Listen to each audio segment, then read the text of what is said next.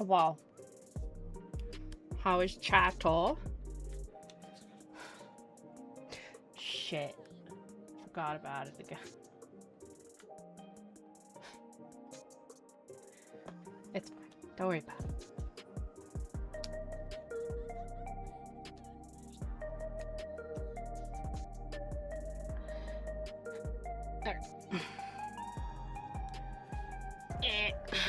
There's... I got this other compression glove thing, but it's not as good, and it's really hard to get on. But I needed another one because I had been using the one I used for gaming while I was working out, and it got so sweaty and gross. So I needed another one while that was being washed.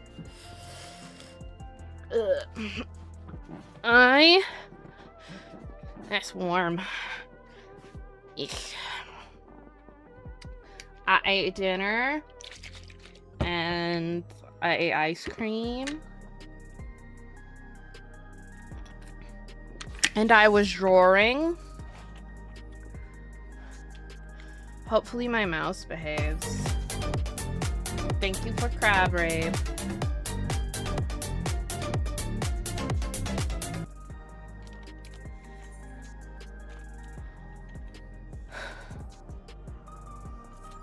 Hopefully this works okay.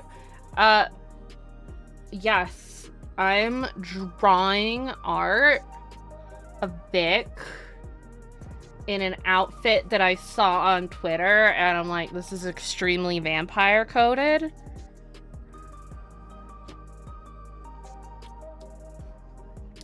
I traced the outfit itself, but I'm drawing the Vic parts. It's all me.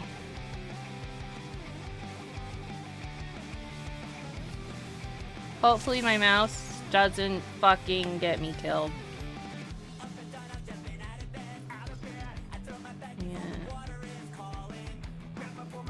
This will be a tag team match of extreme proportions. I can handle you alone.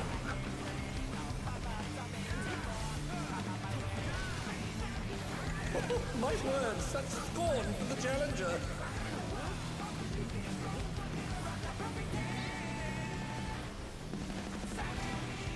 Oh, what fearsome flames! He set the ring ablaze.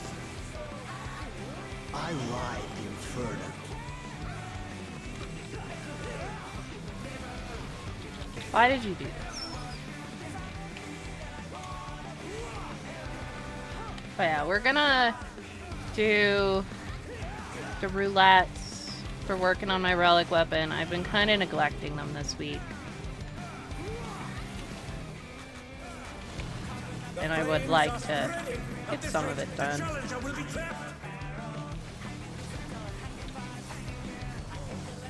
So I'll wipe you out.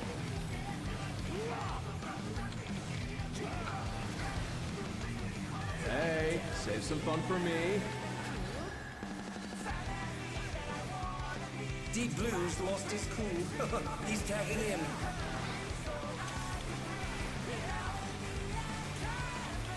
If there ain't a wave to ride, just make one yourself.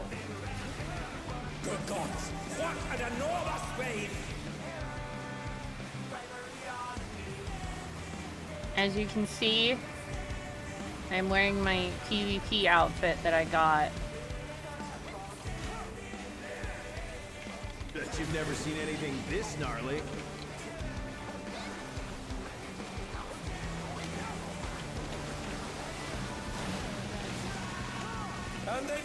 Modified. It's not just that straight.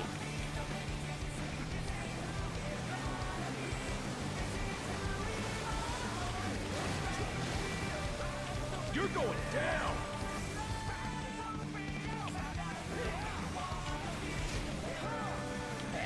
What a drag. Let's do this together, bro. Bro. Both brothers have entered the ring. Oh, That's grounds for disqualification. They don't fight alone either, so it's only fair.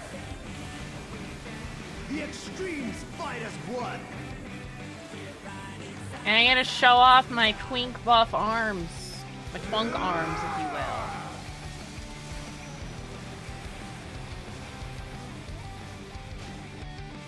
It seems the referee is allowing it.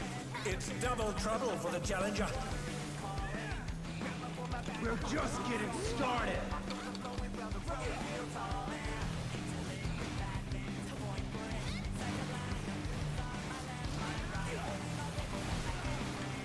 Hey, check out this smooth teamwork.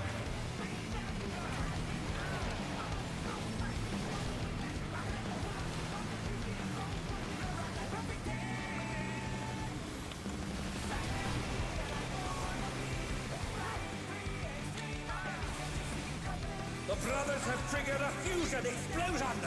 Truly, they're deadly things. No. Over here. Oh, fuck.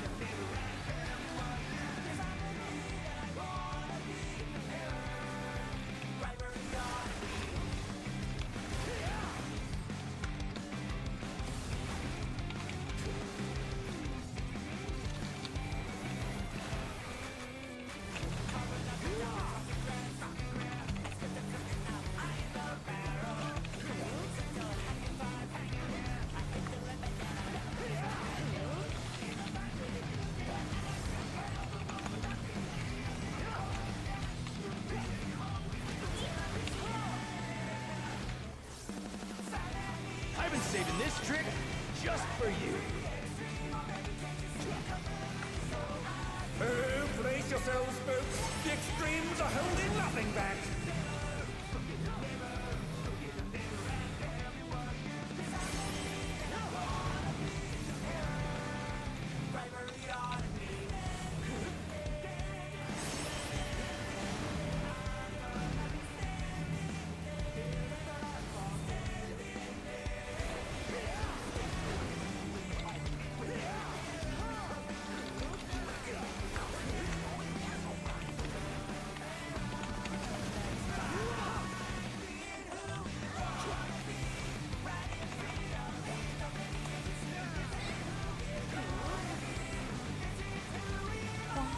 Bet you've never seen anything this gnarly.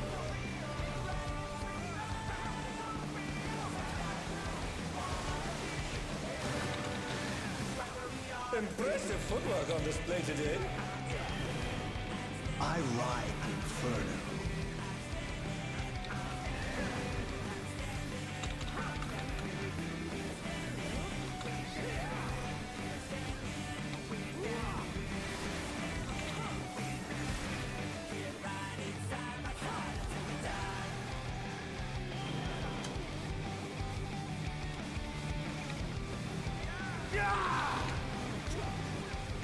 How did I do this?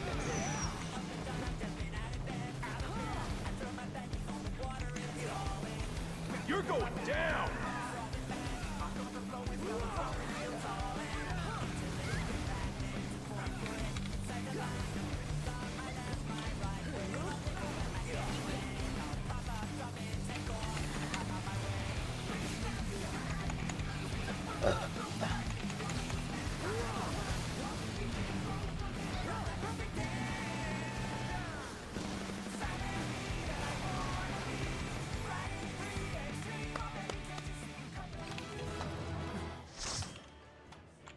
It's all over. Until next time.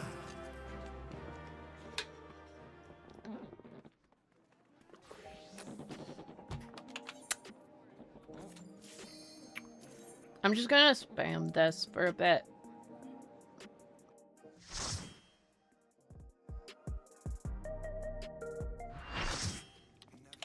Hey, it's this. The president must pay for his crimes.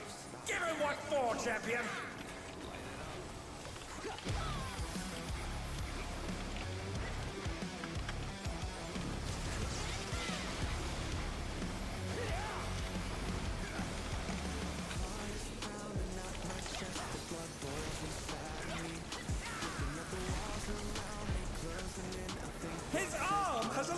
So, is this the power of the mythical Lidwa? Yes.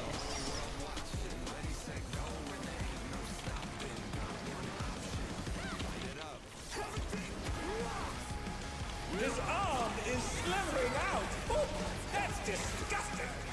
It is pretty gross.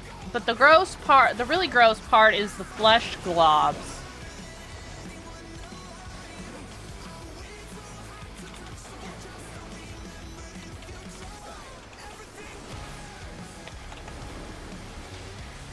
I don't like the flesh globs. They're gross. Watch out! That is one cruel coil.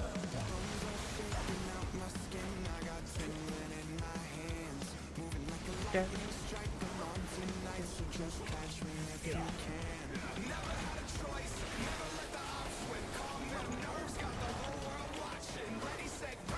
Once again, they slip beyond their opponent's reach.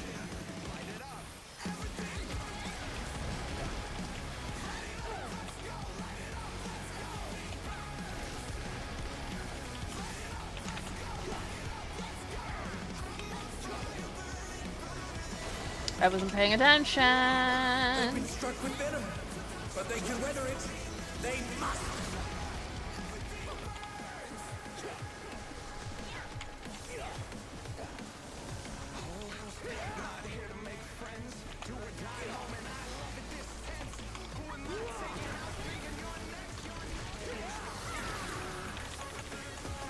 I really like the music for this fight, which, I mean, it's not surprising, you know.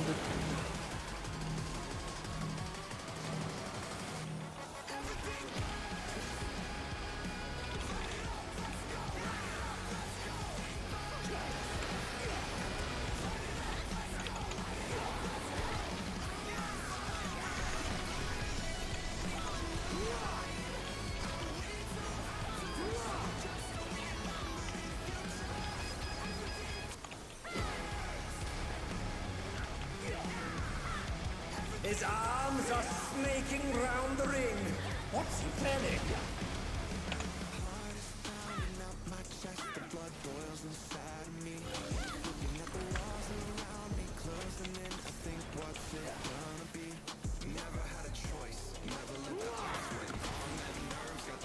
Yes, but Sasuna. Rage Against the Machine. Oh no! The gore has lashed onto the champion! Don't panic!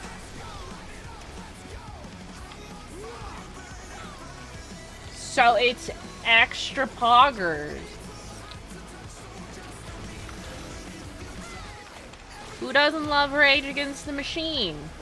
I guess dumb people who don't understand what the fuck the name means. Literally called Rage Against the Machine. What the fuck did some of these people think the machine is?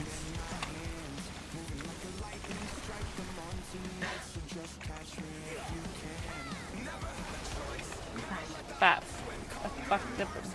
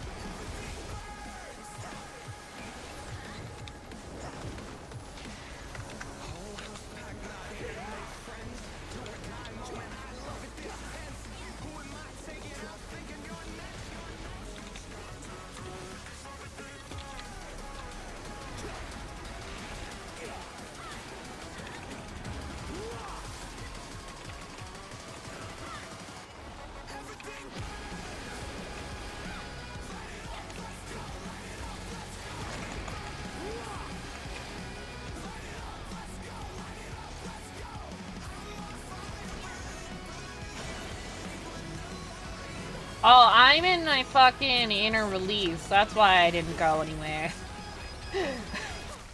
But I'm like, wait a second.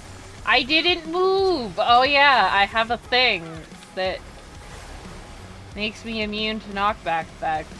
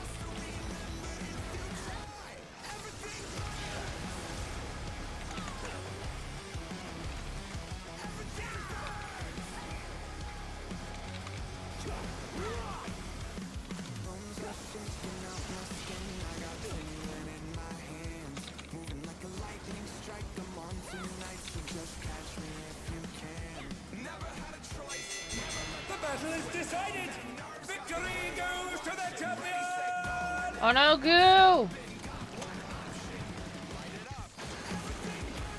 What the? Could the Lindworm's regeneration be out of control? Hey, Carol. The Lindworm's completely healed. What outrageous regenerative power!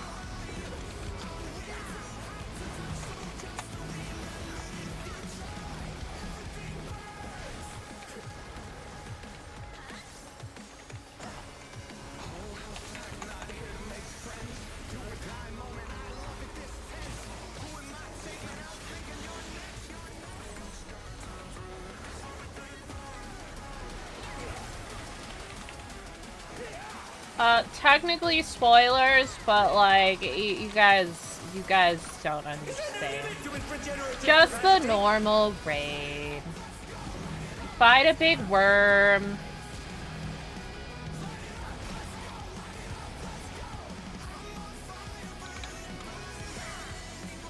Well, if you're not caught up, do you have any idea what the fuck is going on other than the music is great?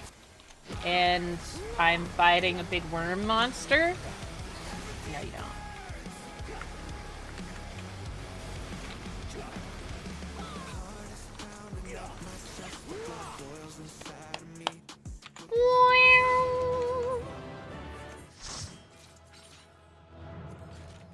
Yeah.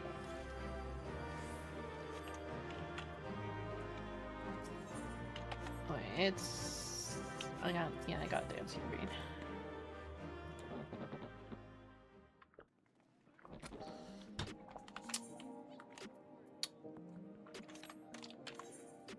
See, we need these. So the purple one is from high level roulette. The darker blue one is from trial roulette. And the light blue one is from normal raid roulette. There might be huge fucking spoilers in the trial roulette.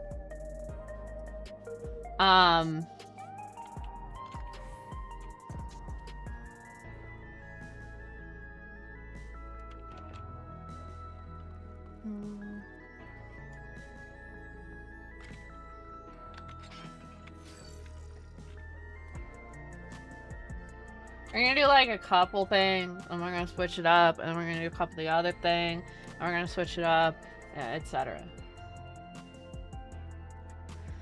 I need 100 of each, and as you can see, I'm about a quarter of the way there for these.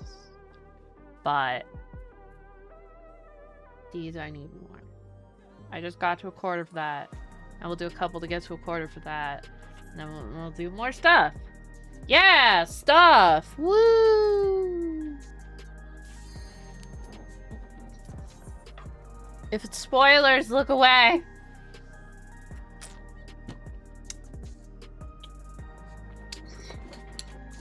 I haven't done it the past couple of days. I'm like, I should do that.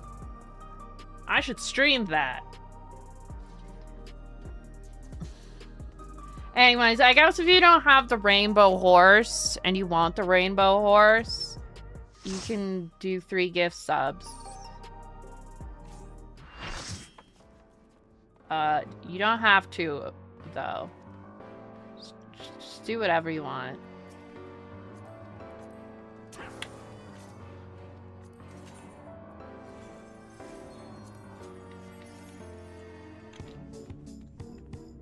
I need to fix my portrait. I keep forgetting. I will forget again. Look at how big this hat is. So perfect.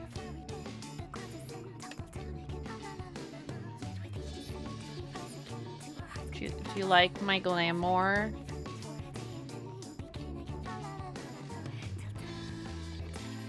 Look at my little muscly twink arms.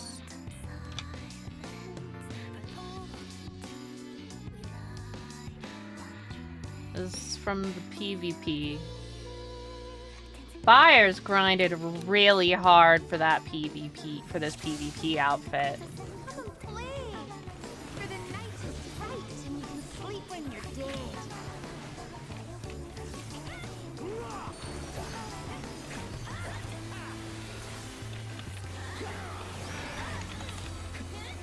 I hope everybody's having a good weekend.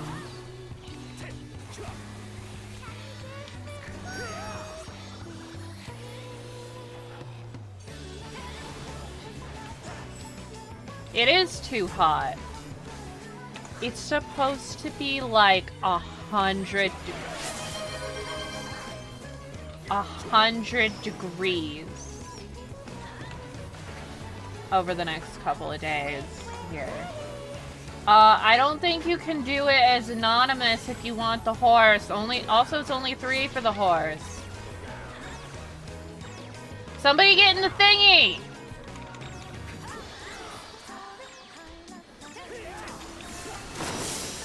Okay, somebody got in the thingy. When you play with fire. But thank you for the gift subs, Anonymous. Thank you, Anon. But if you want the haunts, you can't be Anon if it's anything like the last campaigns. You specifically couldn't do it anonymously.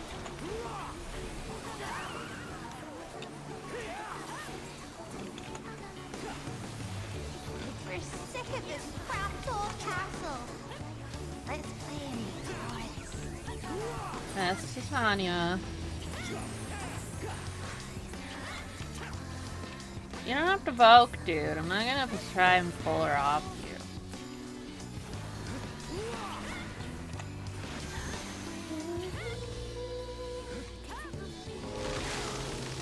Did you guys know that this is Y'shtola's voice actress?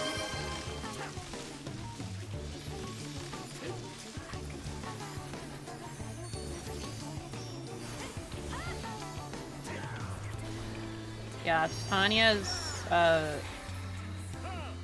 that's Thank you for the 5 gifted, but it didn't have to be 5, it only has to be 3.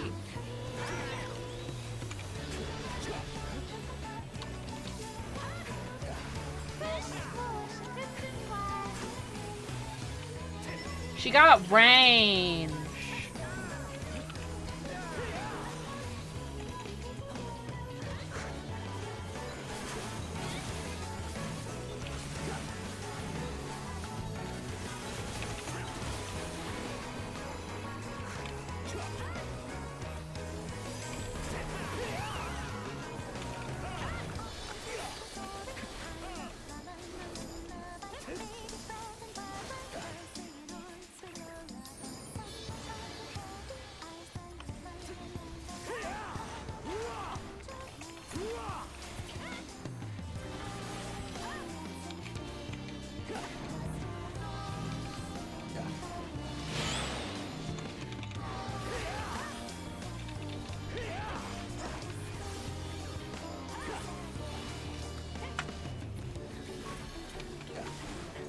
Ow. Oh. I was healing! Fine.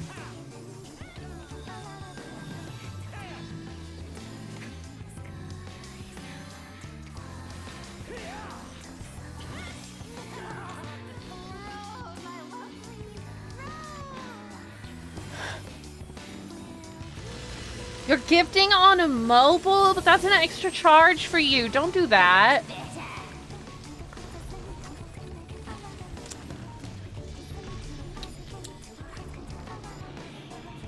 I'll just tank. He's awesome.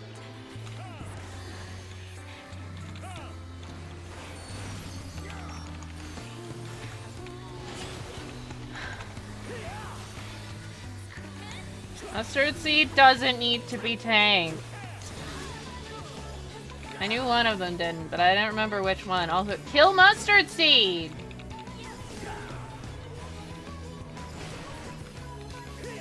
Needs to die first. Doesn't need to be tanked.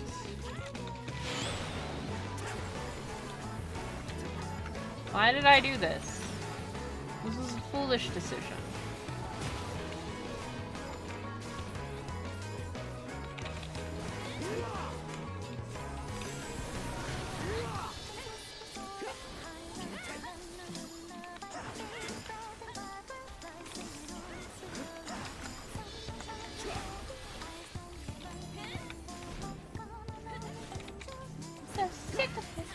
Your castle. I can't do the voice. It's too high pitched.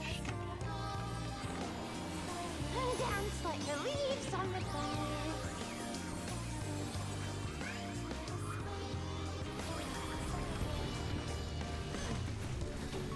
We're sick of this cramped old castle. I sound like I'm trying to do a fake children's voice if I try to do the Titania voice.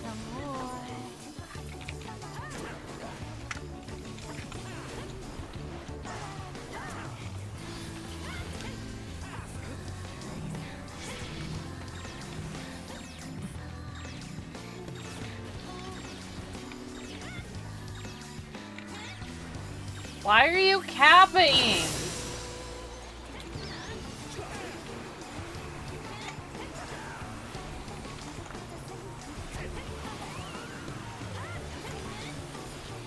In the water. In the water.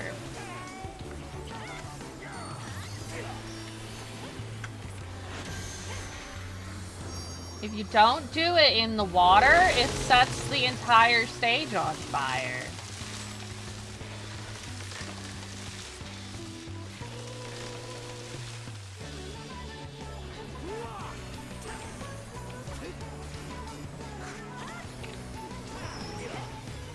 Did you guys know that?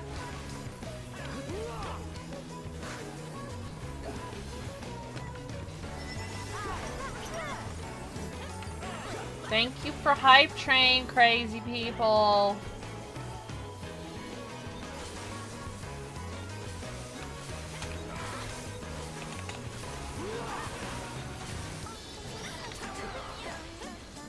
Yeah, you gotta stack when the field's grass and she does the fire hand. You gotta stack in the water puddles or else it sets the floor on fire. And then the floor is on fire and it hurts. And your healers will be very upset at you for being an asshole.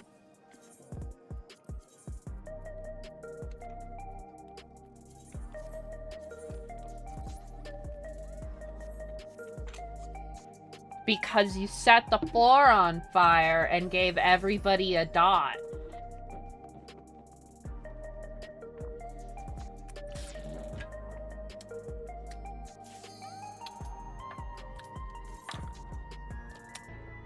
Whether or not that's true, the DPS are not warriors. Fuck, I forgot to do my portrait again!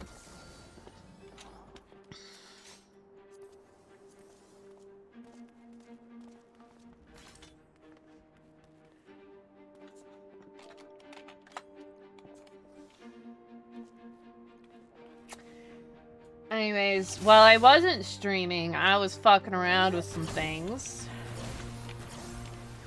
The Discord. The mic.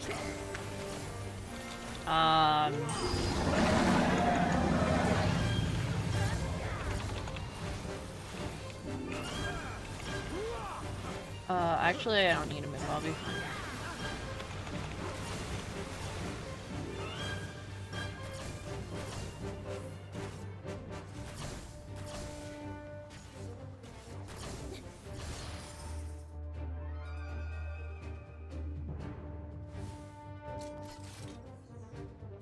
Okay, so it's important that when you're doing a boss fight, you not do what the warrior does. Because the warrior can do this.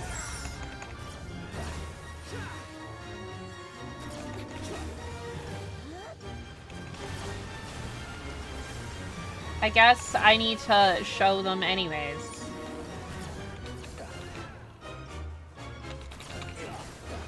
His inner release makes you immune to knockback effects.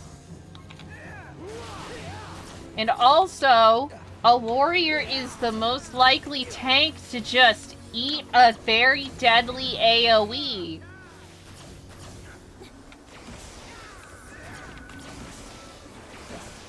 I think stacking makes it do less damage, but I'm not 100%.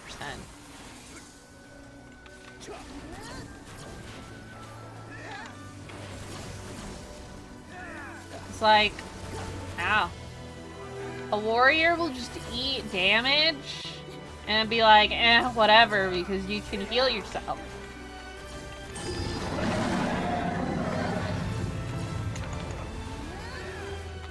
Get in the water.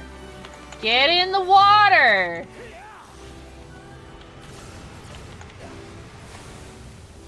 Cause if you don't, that'll happen, and the scholar's dead now.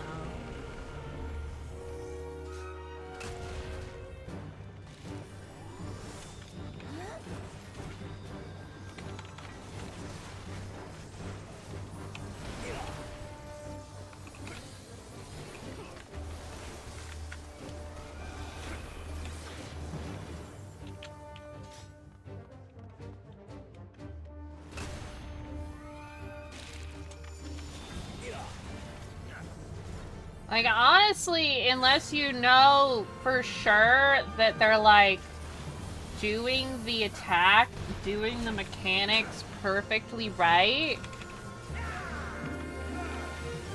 don't follow a tank.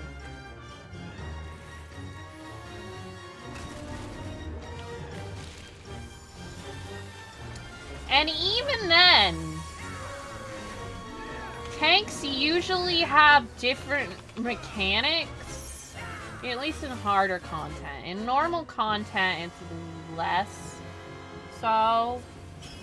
There are definitely things where it's like, oh, the tanks need to go over here.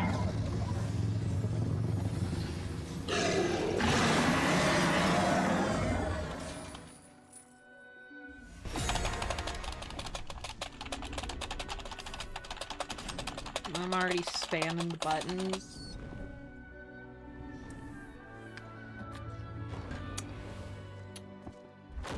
At least this isn't like a certain very strong, very later game boss in 5.3, where if one person fails it, you all failed it, and I was in a group where we got trolled like a couple of times because the dude was just being an asshole and he didn't want to do stuff.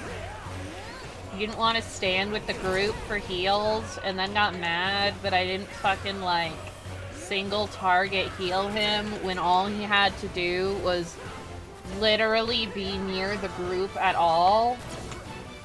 So he caused us to die. Like an asshole.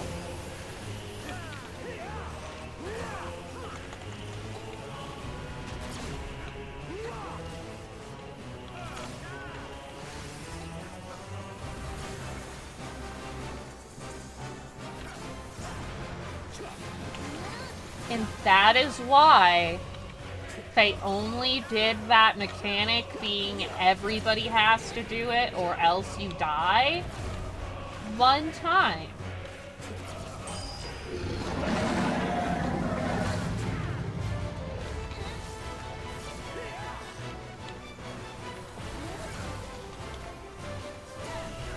Because they realized it was really easy for people to troll. Why does somebody always move when he casts Diamond Dust? Every time I do this, somebody moves and fucking dies.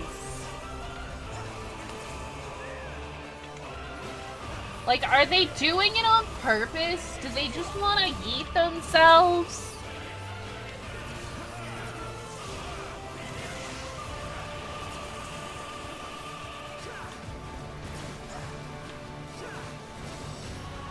Like, they wish for death.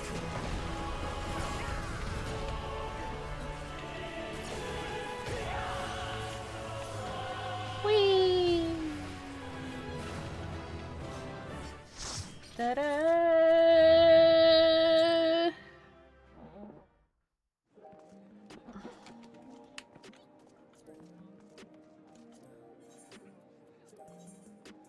There. See? 26, 25, 25. And now, I'm going to not be a tank. Because I don't like tanking dungeons with randoms.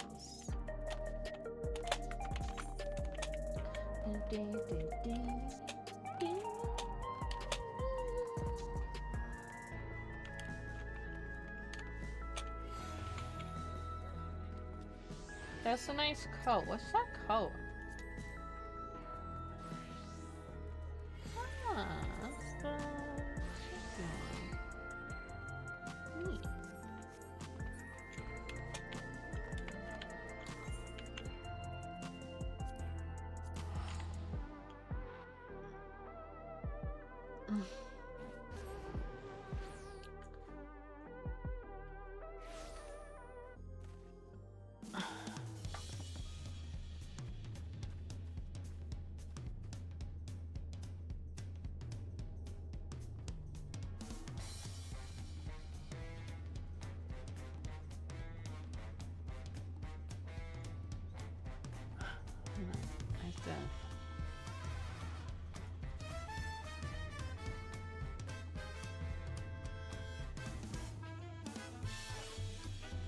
Okay.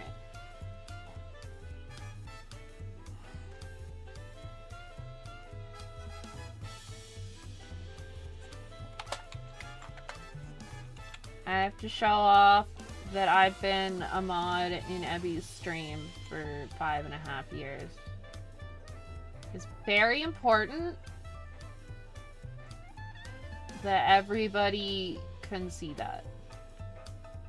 I don't know why it never gave me the mod anniversary thing until today. I can't believe I became a mod in Emmy's stream just a few months after I met her. That's crazy.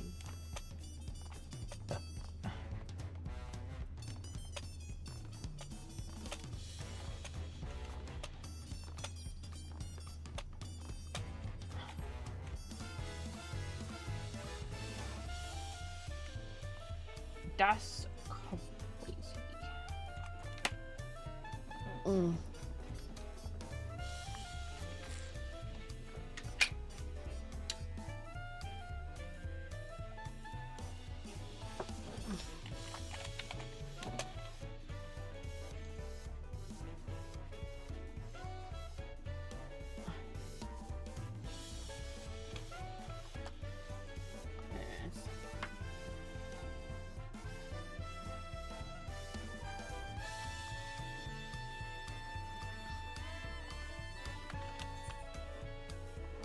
Look at my thingies. Look at all my tomes. And their weird fucking numbers. It makes me so upset that fucking all these random ass fucking trials give amounts of tomes that aren't divisible by 5. Some give you like 6 or 7 or 8 or 9. And I'm just like, no. 5 or 10. I hate it. It's deeply upsetting to me. And now we dance. Dance, dance, dance. Dance, dance, dance.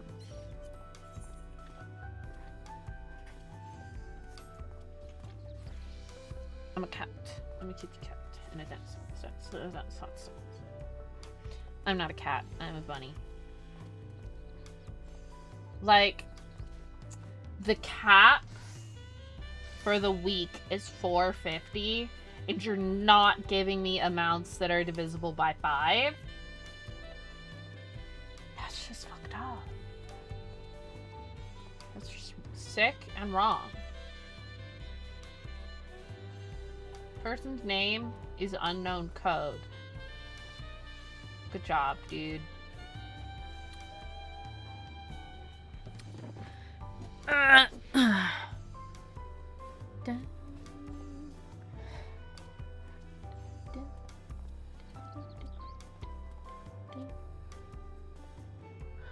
Yeah, I don't know if my mic might sound weird. I don't know, because I was fucking around with stuff.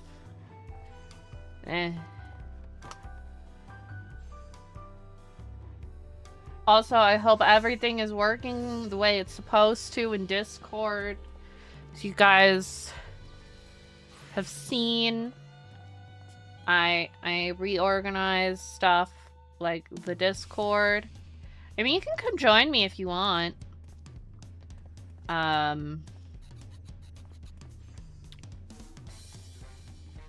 put the suggestions and the clips in a community section. And they're still all there. And then there's just general stuff. And then there's schedule, announcements, go live, and throne in their own. I still am not 100% sure if onboarding works. But if you're not labeled as a sacrifice in the Discord, you're supposed to be. It's fires!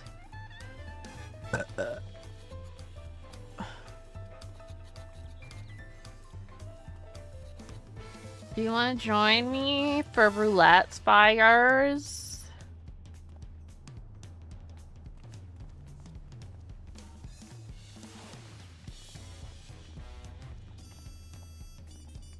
No fires and their cute astro glamber.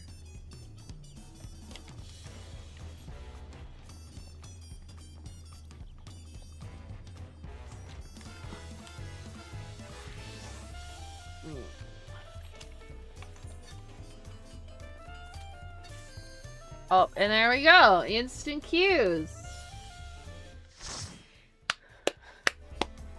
Easy clappins. Oh! Giant spoiler. Let's go! Once upon a time, there was a beautiful blue star.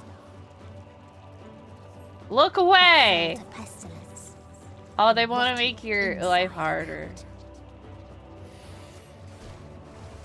Look away! People clung to life.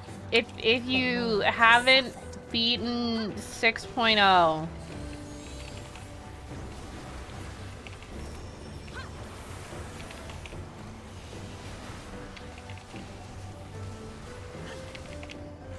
Kill me! Mood, Mr. Goo Man. Mood. Why did I do that?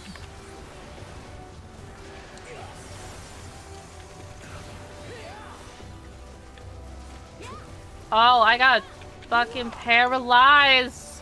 Ah! Think fired. I didn't realize I was into AoE. Until they curse not the illness, but their fellow corrupted.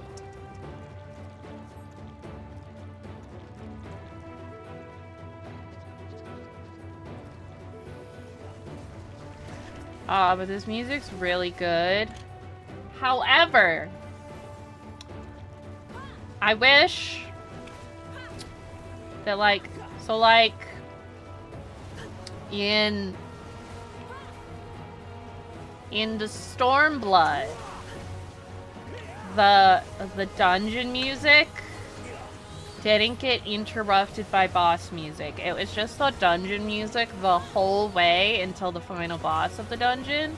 And I wish they would do that for the capstone dungeon of each base expansion.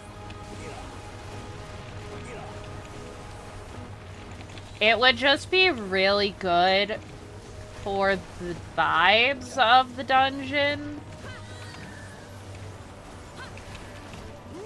to have it that way.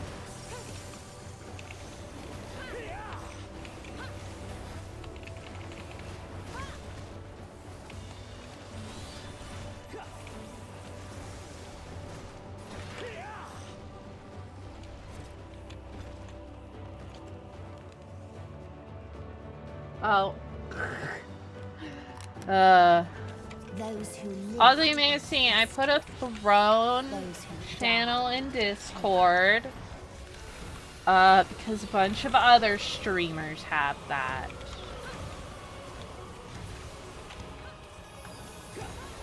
I can't remember if this does a knockback.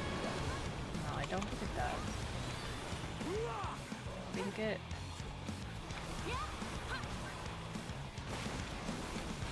Yeah, it does that.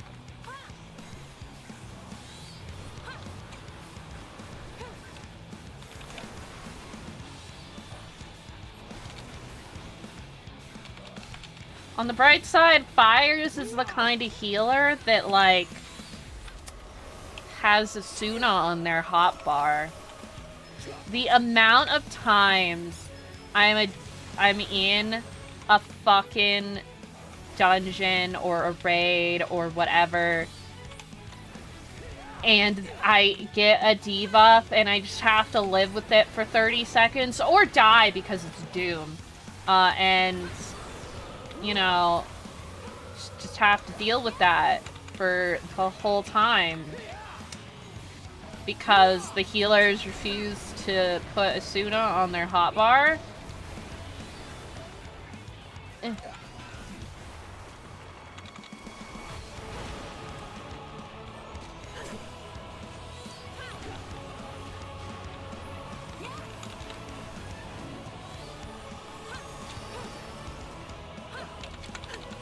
You know, Fires can read what you say, Loaf.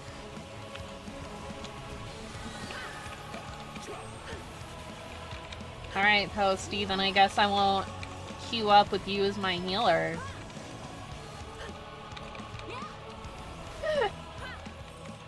Loaf doesn't like glam Fires. I'm going the wrong direction.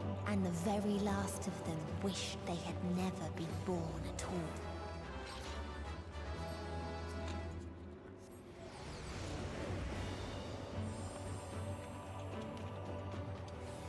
In a faraway place, a brilliant star eradicated disease.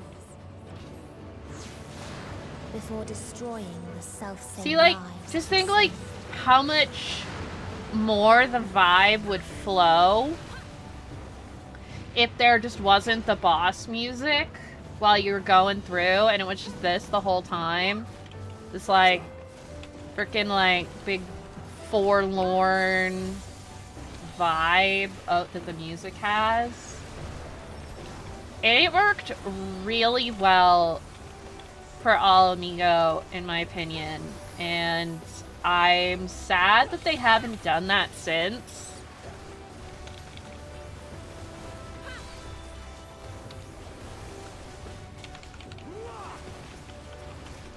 It also just makes the dungeon feel special.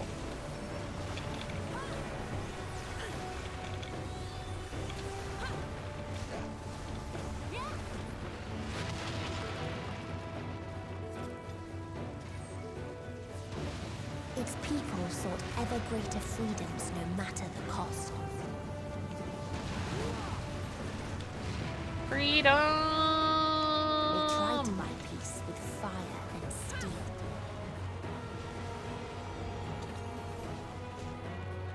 Man, the Omicron quests are so good, chat.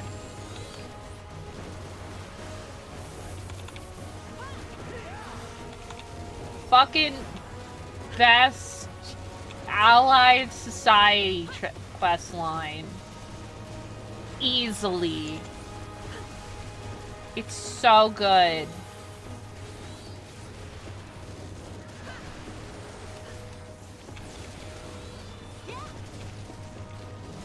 Like, it's so, like, heartwarming and beautiful, and it makes me feel feelings. So good.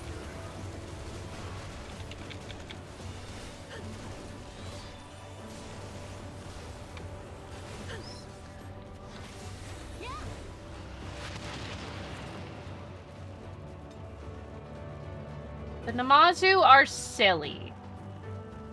And silly is fine. But like...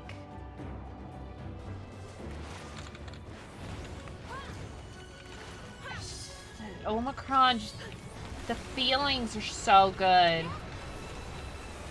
You know what? The Loperet radio broadcast is pretty good.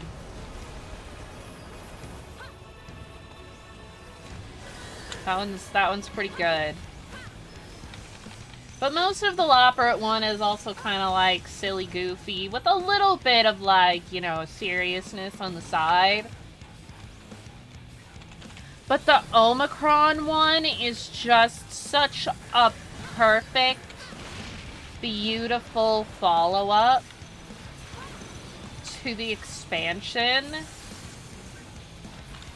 Like, it feels like it's part of the story for the expansion instead of, well, there are Loperets in the expansion, so we should do that quest.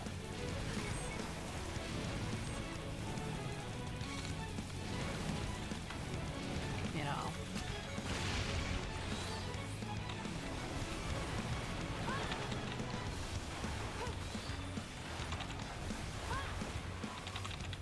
I am very upset that the sweet-ass Endwalker boss music final theme for dungeons got replaced with the FF14 one that I am so fucking tired of hearing.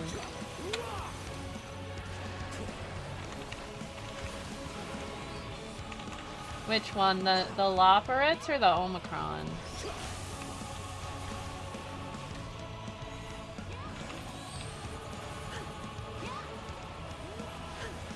Is there New Game Plus for those kinds of quests? 'Cause if not, there should be.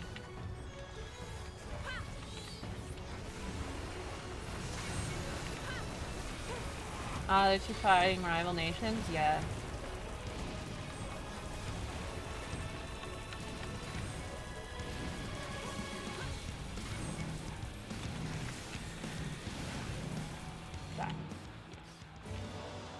And when one asked, what is the point? There were none left to answer.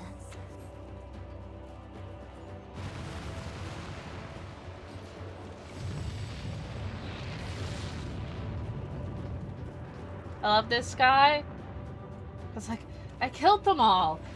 I killed them all. Father still existed as star. But you don't have to hear his voice as he says it. You can just see him when none remembered saying that, and you're like, oh. You can just, joys. you can hear it in your heart. His reaction to what he's done. I'm gonna sneeze this. And then we'll take our little break after the movie. Ah, they're aggroed on me!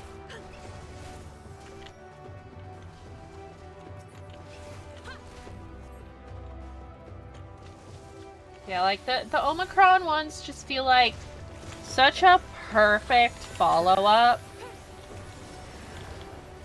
to Endwalker and its themes about hope. Because it's about bringing hope back into the universe.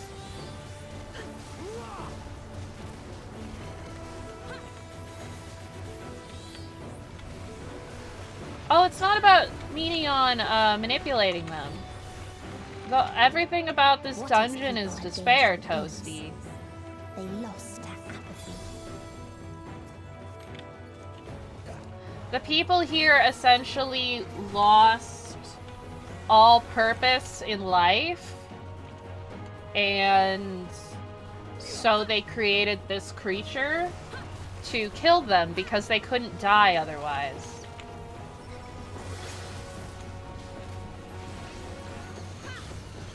Kind of like the Aya.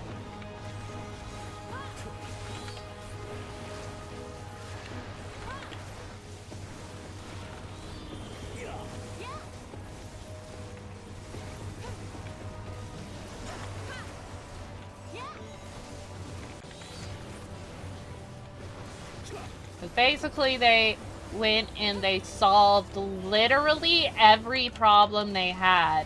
And without any sort of conflict in their life became meaningless. To them. I mean, to be fair, Toasty, you can find flaws in all of the logic. Like the Ayas and their, you know, fear of the heat death of the universe. And it's like, my guy, you really don't need to be worried about the heat death of the universe. 14's universe might not be our universe, but I'm pretty sure the heat death of the universe is still billions of years away in this universe. So they created the kindest, most gentle of beasts.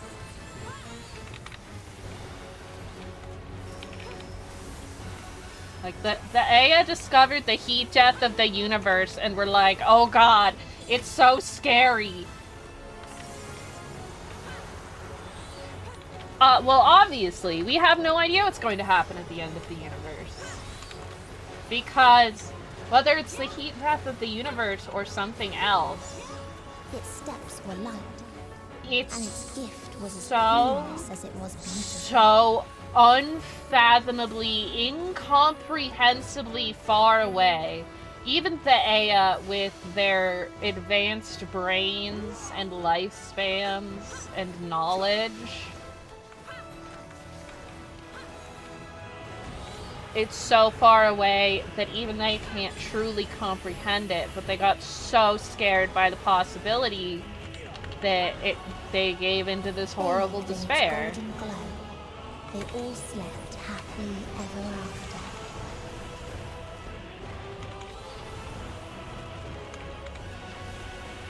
It's important to remember that fear and despair aren't fully logical.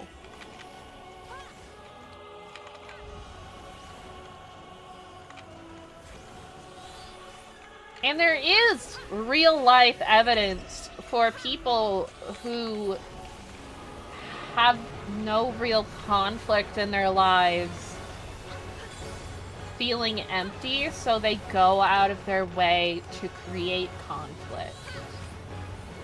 It creates apathy. Being able to have everything you ever wanted can very easily make a person apathetic.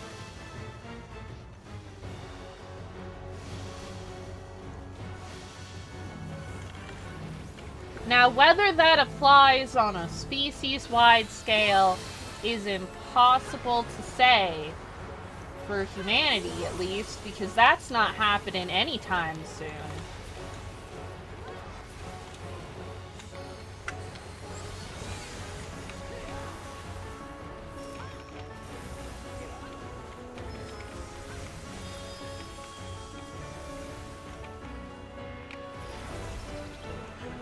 Video games would have saved this planet, it's true.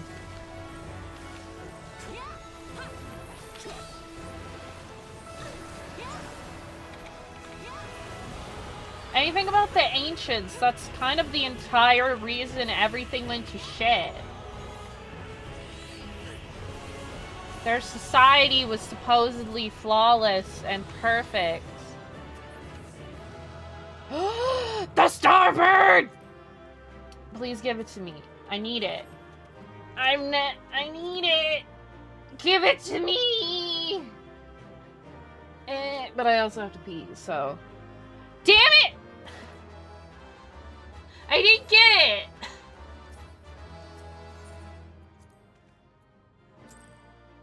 It's still so expensive on the market board, chat. He beat... The other guy beat me by 1 point. I rolled an 88 and they rolled an 89. This is why people fall into horrible world-shattering despair. Because they can't get birds. Anyways, I'm gonna go to the bathroom real quick and then we'll do more stuff. BRB!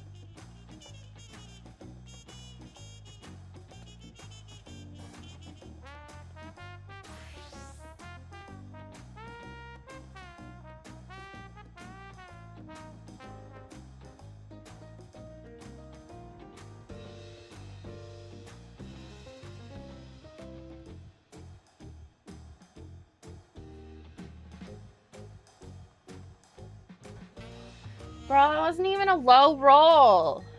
The 88 isn't low, it was 1. 1 point. Actually, let's see how expensive the Starbird is.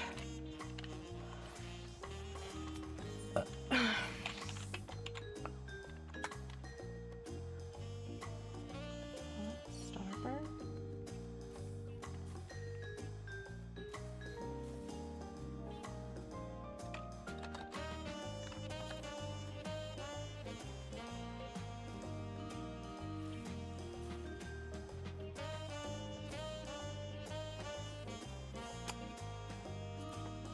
Oh wait, Starbird's not tradable, never mind. Yeah, I'm fucked.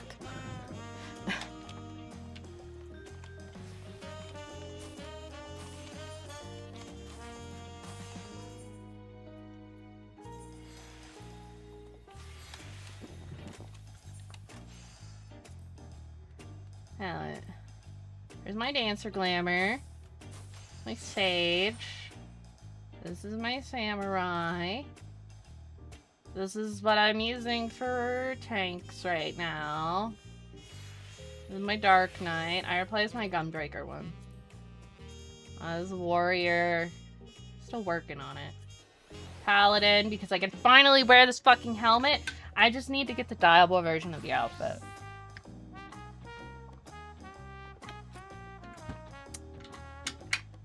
And then I need them to add in the glowing version of the Warrior of Light weapons.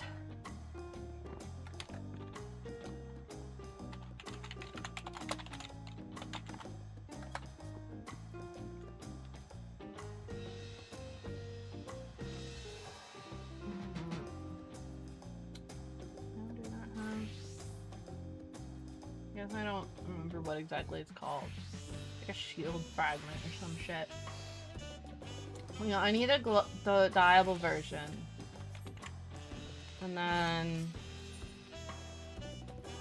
Paladin.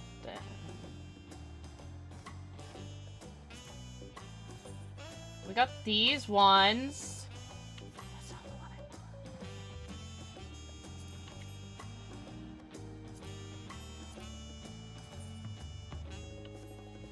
Got all the weapon ones.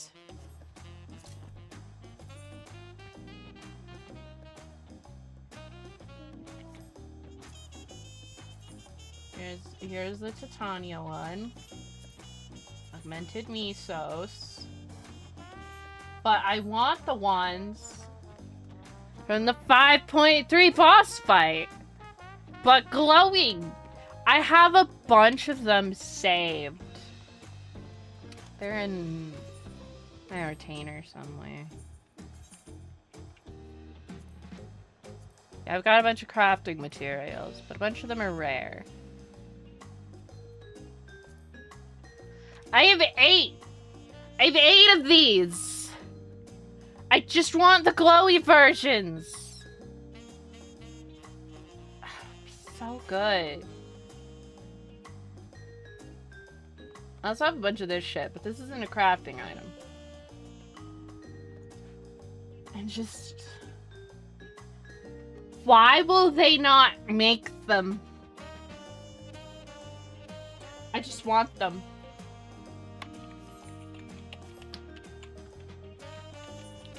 Anyways, I was showing off my glamours. Yeah, so that's Paladin. But one of these days, I'm going to take Fires up on their offer to run with their static peoples, and I'll have them help me get the outfits from the first tier of Eden, because those are my favorite Eden outfits. I really like them. I think they're very pretty and they dye really nicely too, but I never got all of them. This is my Machinist glamour. This is my Bard glamour. It's my Ninja. Dragoon. Reaper. Shirtless. This is Viper. I gotta figure out the right stuff for a Lady Maria glam for it. Love Lady Maria. This is my Astro Glamour.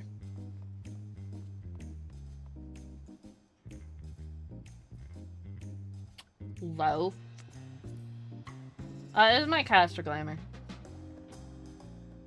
I don't have enough glamour plates. I need more glamour plates.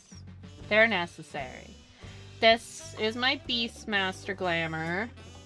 Still got a few weeks until Beastmaster.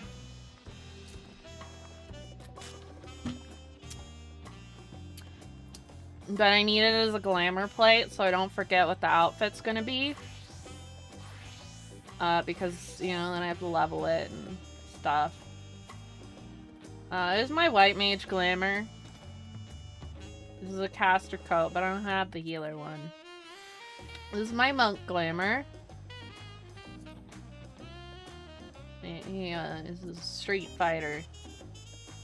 Here's my Bastion Glamour.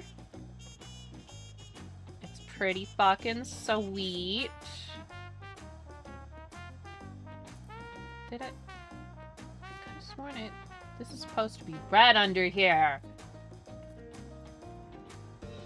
I'll have to go fix it later. And this is what I'm using for Scholar. I don't play Scholar though, so it doesn't really matter. Anyways. Toasty, do you wish to join us for roulettes? Is that why you're here? Or are you just here to be silly?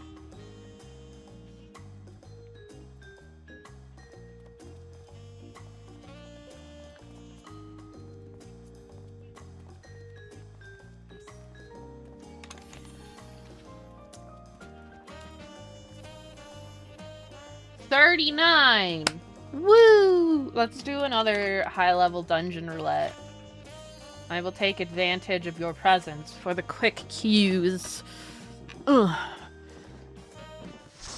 13 is a terrible number. Why did they decide that this would give 13?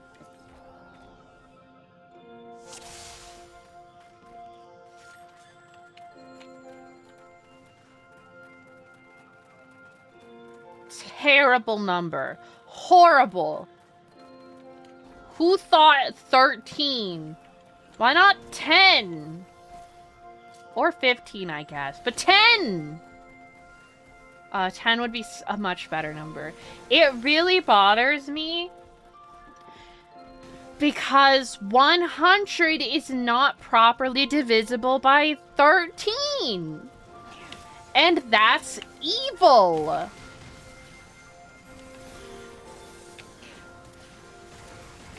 How dare they?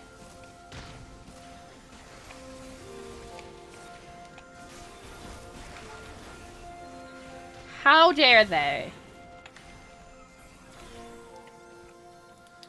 It's probably whoever decided that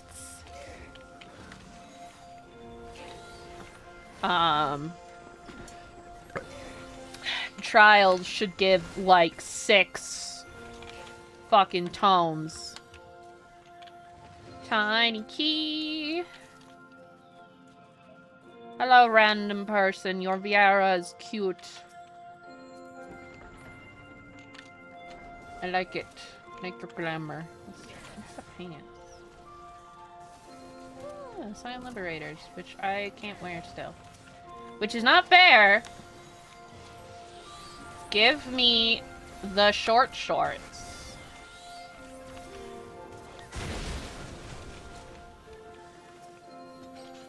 I desire short shorts.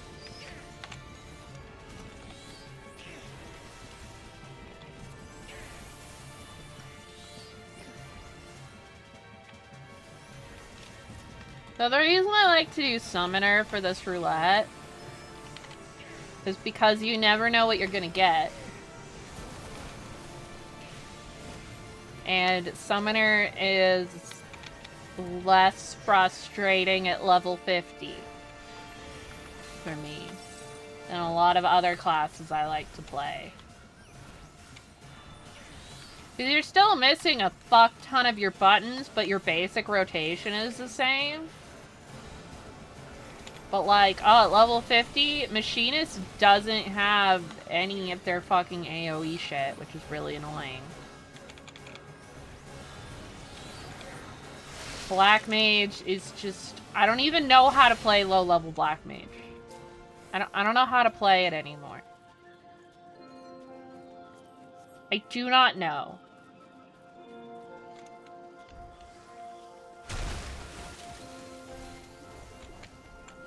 I do not know. This way, Toaster.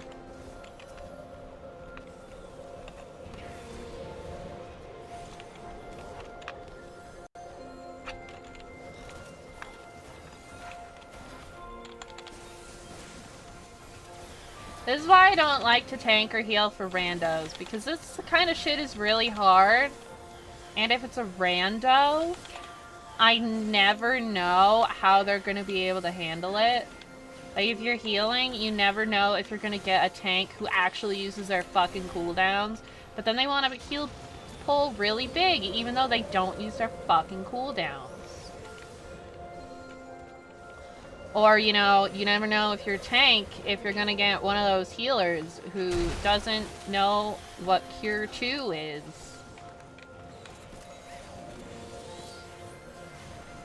And at level 50, you are missing most of your good tools, so it's especially bad.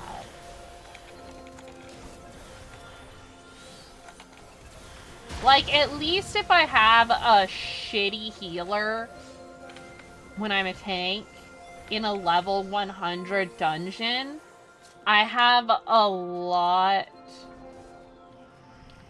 of tools to work around that.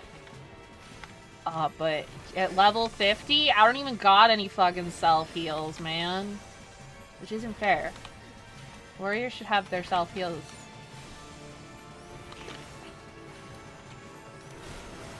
Every single job should have some version of their main gimmick at level 50.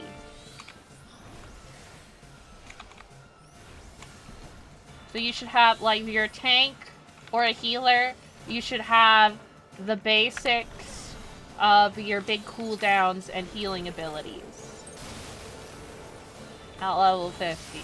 If you're a DPS, you should have a semblance of...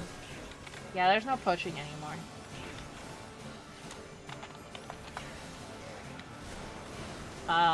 You should have the basics of your rotation. Like, I don't like level 50 Summoner. It's fucking boring. But you do have the basics of your toolkit. Like, you have the shitty version of... Like, you don't get to summon Bahamut, but you got Aether Charge, so you get the basic idea of use this. It gives you a buff basic attack, and then it gives you your 3 summon, and they get their attack. Like, you don't have your Astral Flow or your Enkindle buttons. But you have the basics of it. I don't know why Energy Siphon is level 52. I think that's stupid.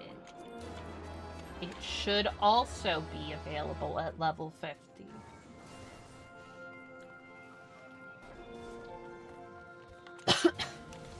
But at least it has that. But, like, other jobs, it's like you're missing the big thing of your toolkit at level 50. And it's like, well, how are people supposed to know if the job is for them? If it takes until level 60 to actually know what the job's about. Hopefully they will be fixing this in Evercold, because I have talked about it.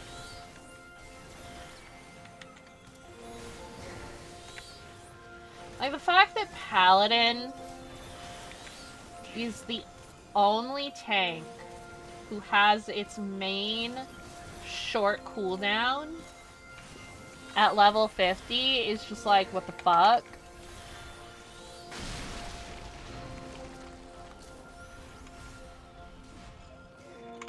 It's the only one. Yeah. Oh my god, my mouse. Mouse, please! It's acting up.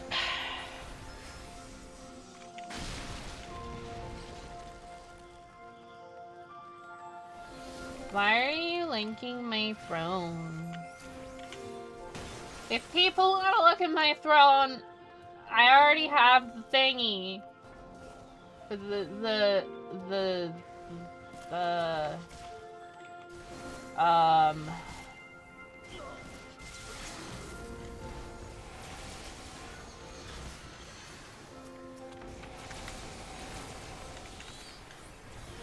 Yeah, that's on the screen, love.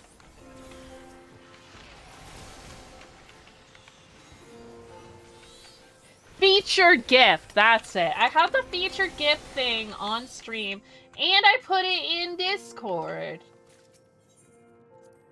And I set it so it'll pop my featured gift once a week in the Discord. Yeah, no, it sucks.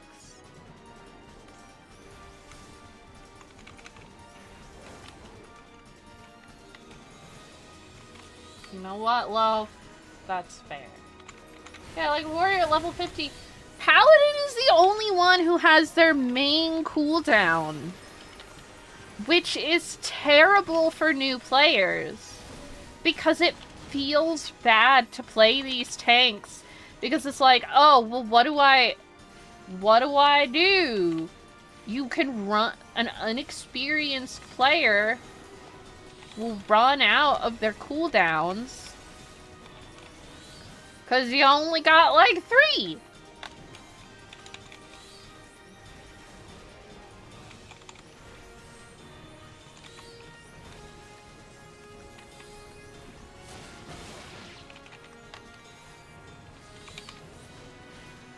Like, they should have a dumbed down version for each of them by level 50.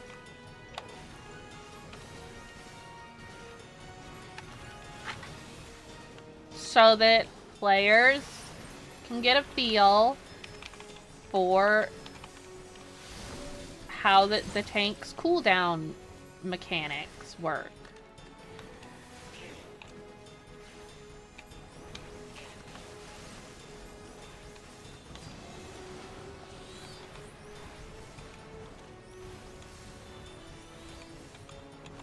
It also just feels really bad when you're used to playing at higher levels and then you get synced down because you decide to do a roulette like this. And you're like, ah, all pop, blood wedding. Wait. Oh, a big AoE is coming? I got you. Oh, no, I don't.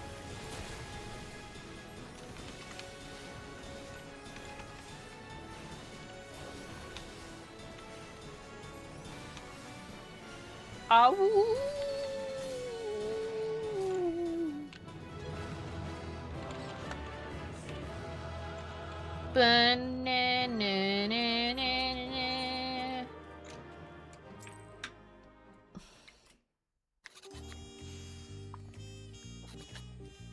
It is. I'm hopeful that we're gonna go back to trials and raids. I'm hopeful that with the stuff they're doing for the 103, 105, and 107, dungeons in Evercold, because from the graphic they showed us, it's going to be those 3.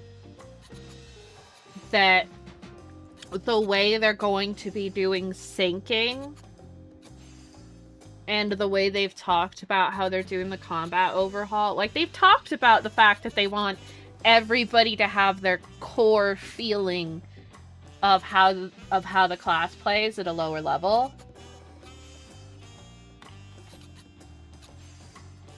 Yeah, it's rockets. That's one of the Endwalker ones, I think. I haven't looked at the Sage weapons in a bit. But like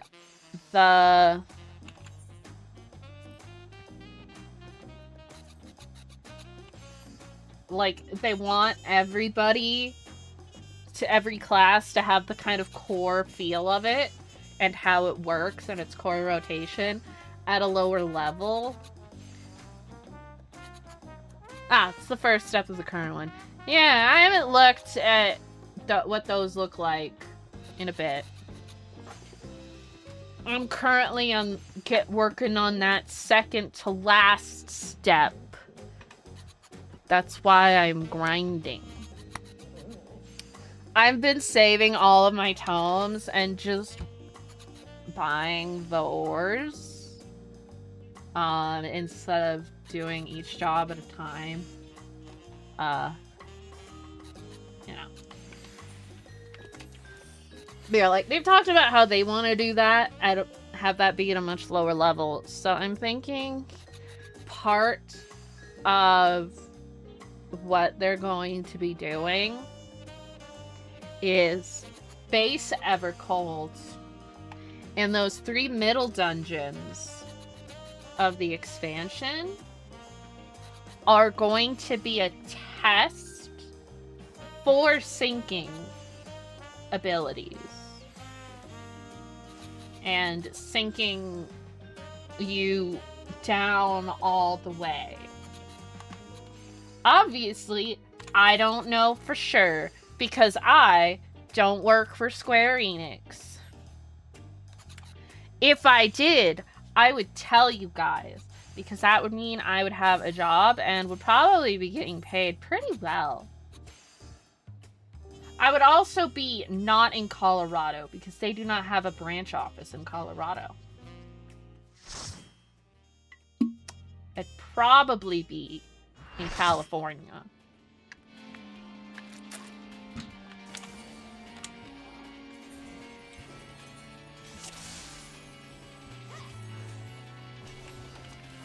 Hello, Esperos.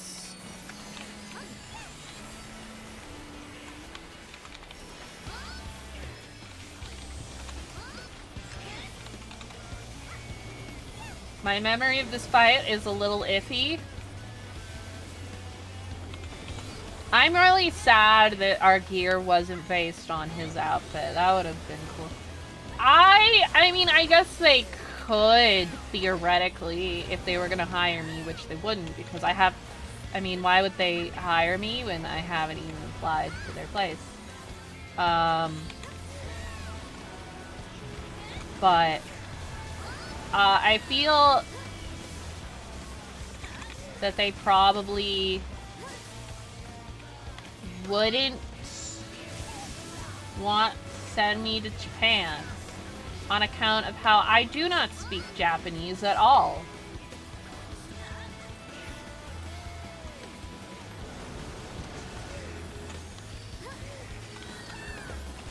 My Japanese is basically konnichiwa. Oh, my mouse is acting up.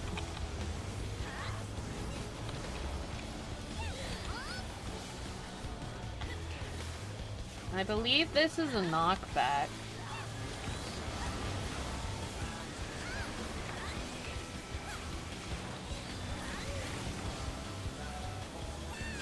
Yeah. Oh, they're dead.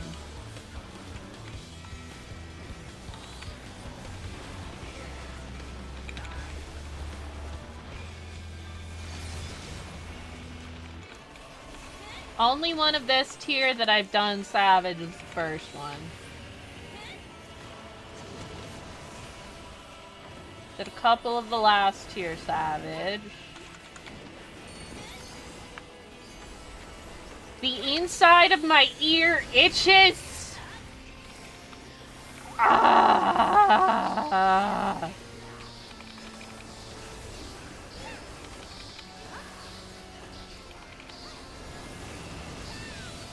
Alright, well...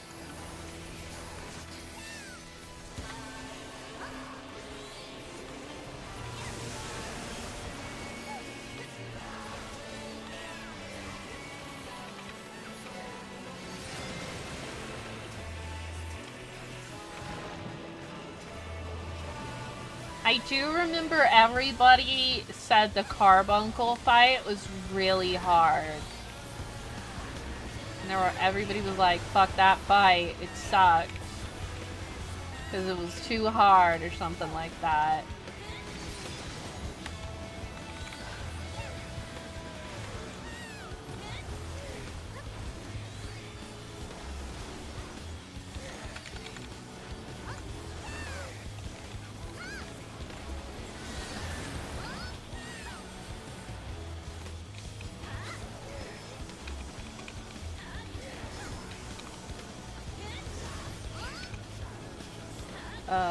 I will go in the tank one.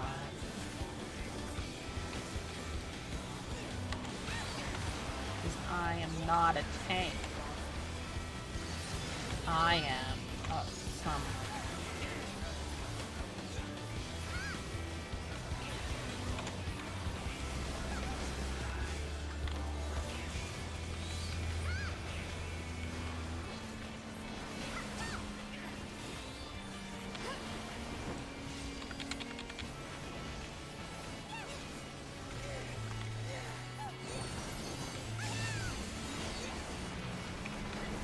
I remembered the mechanic.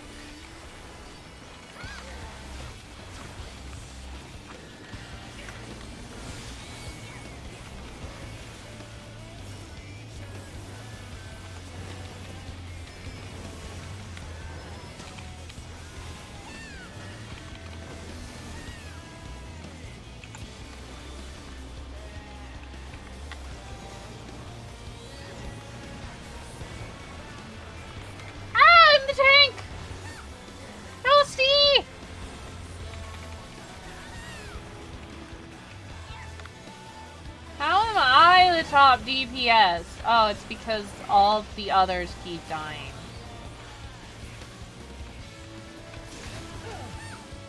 Oh.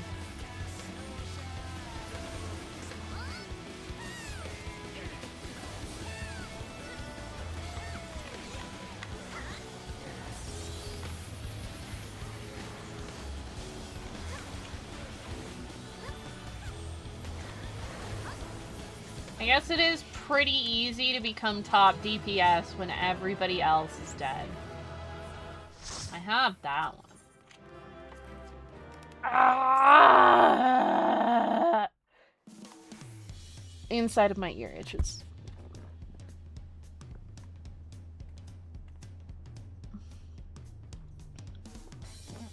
Okay. Dun, dun, dun.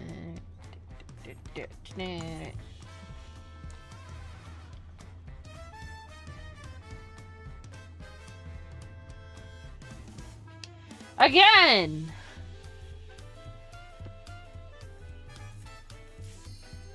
Yeah, I mean, I have a bunch in my inventory. Because I'll keep some and be like, in case there's a glamour piece that I want to get later. Ooh, I love this fight.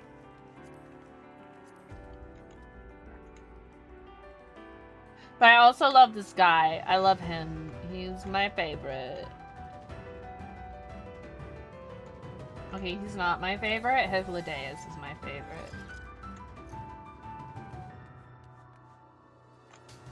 The only reason I remember this fight at all is because, like, last month or something, I got it for normal raid roulette. I think that was also during a stream. First Savage I cleared on content was 05S.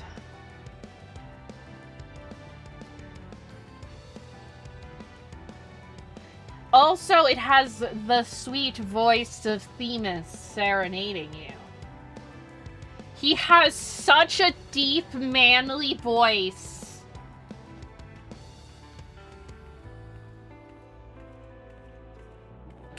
I didn't do any Savage in Heaven's Word, which was when I started, but I wasn't really caught up. And then I did some extremes at the beginning, like during Stormblood. My heart quivers in anticipation. But I didn't start doing Savage until the second tier of Omega.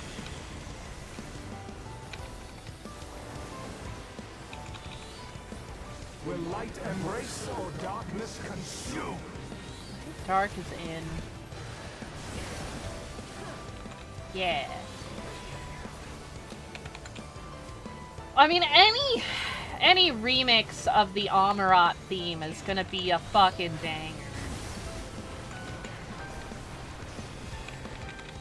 Because, I mean, the Amarat theme is a fucking banger.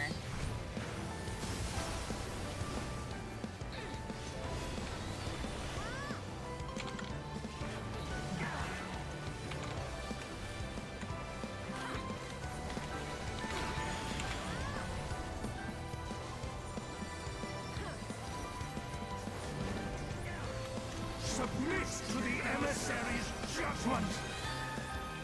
Love you, Famous. Be maintained.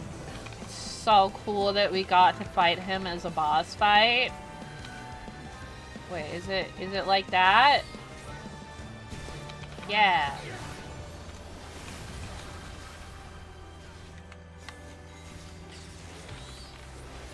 Will you be judged Sometimes it's worthy match to and sometimes exist? it's opposite.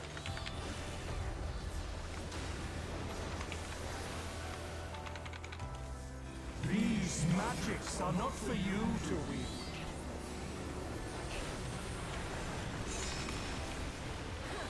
Like, I think it would have been even more pog if it had been like a friendly contest. But I still think it's really cool that we got to fight him as himself before it all happened.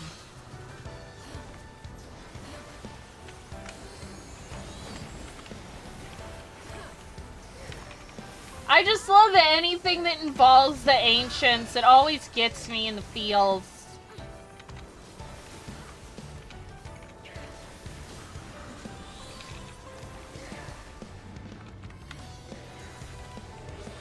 Will light embrace or darkness consume?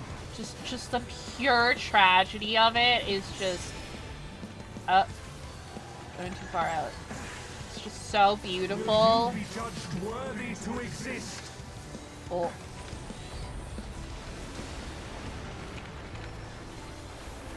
I like tragedy. Now to take your measure.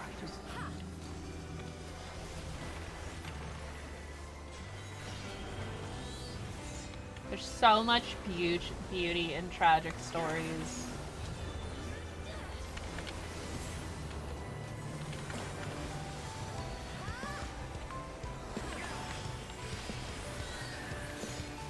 Why was your family mad at you for taking pictures at the barbecue? That's silly. Let people enjoy food how they want.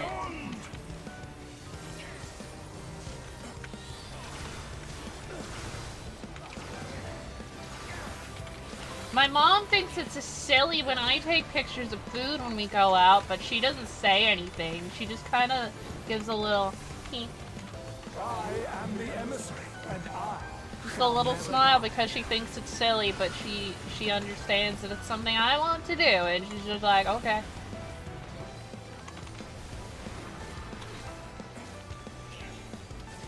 Though I suppose it shouldn't be that surprising that a person would deeply love tragedies.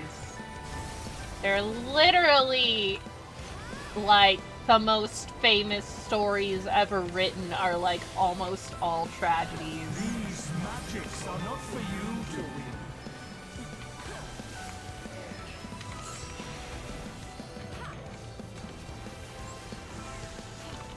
Will you be judged worthy to exist?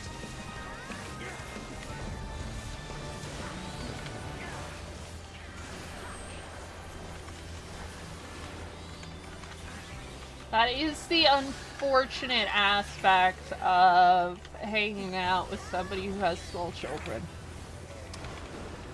Personally, I wouldn't bring a 2-year-old, maybe a 5-year-old, but I'd bring leftovers home for a 2-year-old.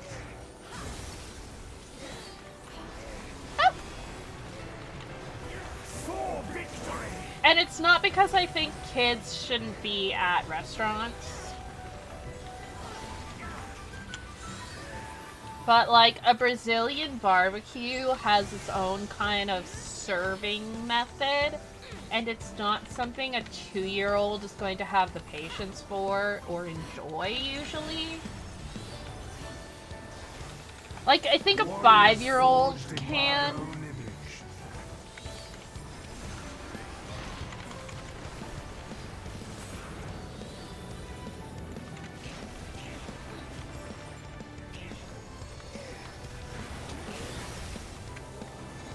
Ah, children.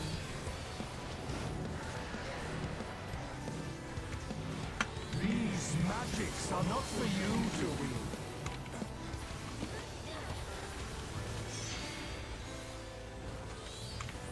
Power from beyond!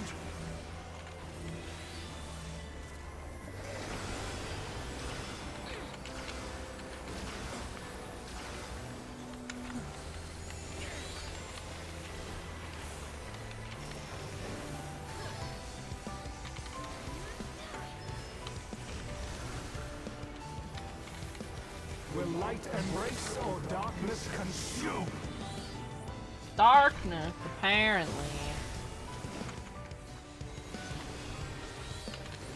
For victory!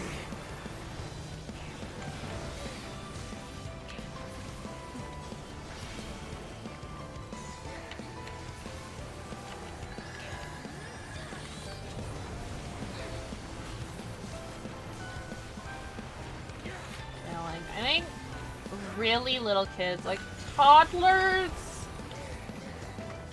don't have the best, usually, understanding of etiquette. They're at the age where they're learning, and if they don't understand why there's a certain etiquette to the location they are, like a fancy restaurant, they won't want to do it. Now to take your measure. Whereas, like, I think a 5-year-old is old enough that I would expect them to understand and be willing to follow etiquette. A 2-year-old, though, is a little too young, I'd say. They're at the age where they're starting to learn about it.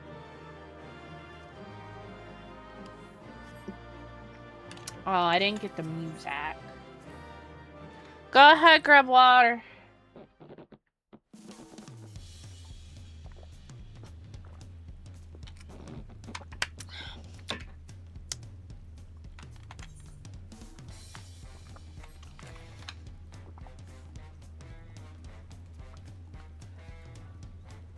I'ma become a white mage.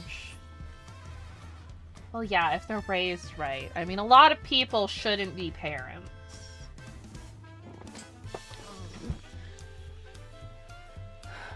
I will not give any opinion on Ratio's sister.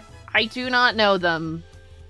I'm just saying, in general, some people shouldn't be parents. They don't care about the fact that they are raising a human being that is going to have to interact with society. I think if it was Red Robin, it would be fine. But Brazilian steakhouses are much higher end and fancier. So I think wearing normal clothes would be appropriate. Like, I think if it was like your basic sit-down place like Applebee's or something, it's like, who cares? But a higher end in the middle of July is like, maybe this is the point where you should explain to the 5-year-olds why it is inappropriate for them to wear a Halloween costume to this high-end restaurant. That kid's parents should be like, should have fucking apologized to you. Why is their kid crawling around? Yeah, like, no, like, we've got Brazilian steakhouses around Denver. All the ones I'm familiar with, they're high-end. We're talking $50 to $60 a person, at least. And that's for the fucking, like, salad bar. Let alone the meat. You know, like the all-actual meat. So it's like, yeah, that's... Maybe get the kid one of those t-shirts that has, like, the tux design on it. Perfect. But yeah, like, it is important for kids that age to have an understanding of things like dress code. Like, you just gotta have a thing with your kid when they're like, I'm ready to go, and they're wearing their Green Goblin costume or whatever. And you're like, honey, you're gonna have to change into something a little nicer. If you don't, you're not gonna be allowed to be in the restaurant. Well, we're getting a bunch of this raid series.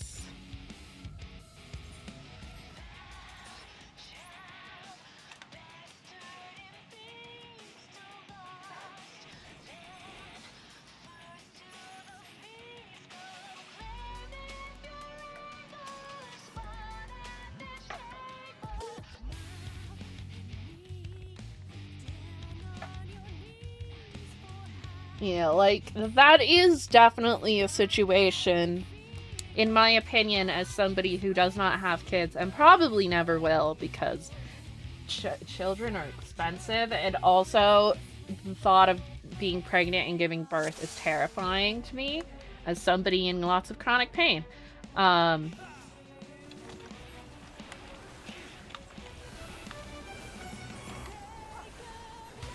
I do think it's important to be like, sit down with your kid and be like, hey, you can't wear that at this restaurant. And if you don't know the answer when they ask you why, either make shit up or go look it up.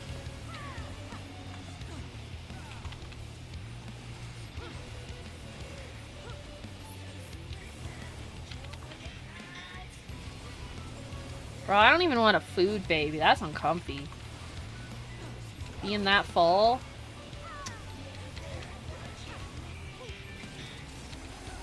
Look, man. I can't take ibuprofen if I'm pregnant. The only pain meds you're allowed to take during a pregnancy are like Tylenol, and Tylenol doesn't do shit for me. Also, did you know your babies can eat your teeth?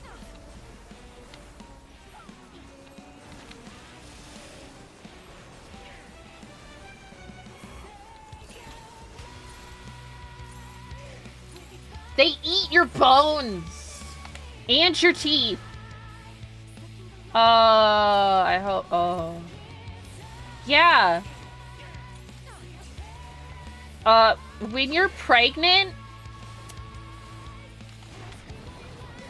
that baby is getting its nutrients one way or another.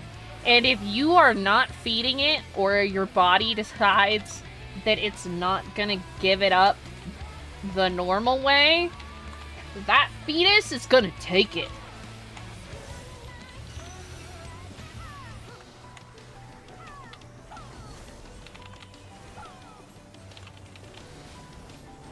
Why was...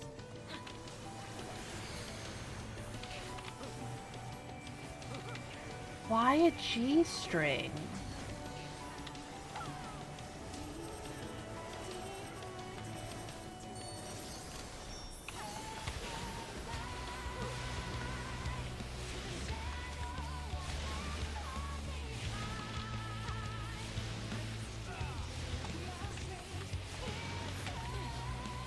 I would assume so, yes.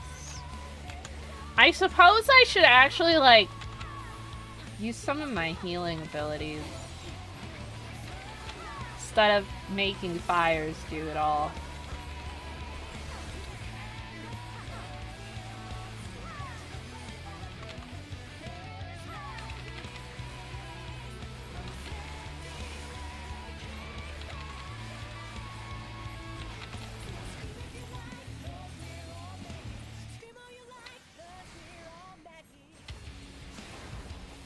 Yippee! They're all faced out! Woohoo!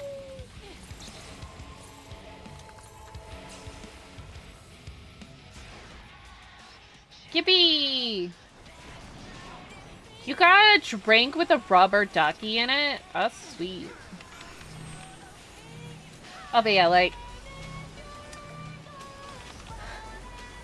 You know, if you're being a parent, it's literally your job that you are choosing to take on to raise a human that has to interact with society. So it is therefore your job to prepare them for having to do things that they don't want to do. But I want to wear my Halloween costume, Mom. Well, you're not allowed to. You're just gonna have to deal with that. They won't let you in if you're wearing your Halloween costume.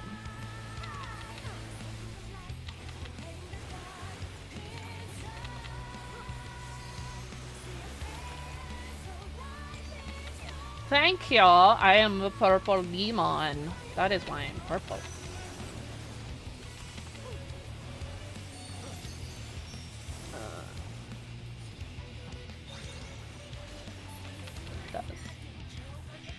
It has really good music. I should pay attention when I'm on a healer. I have a job to do. Sorry, Fires. Not paying attention. I'm looking at chat instead of actually paying attention to the raid.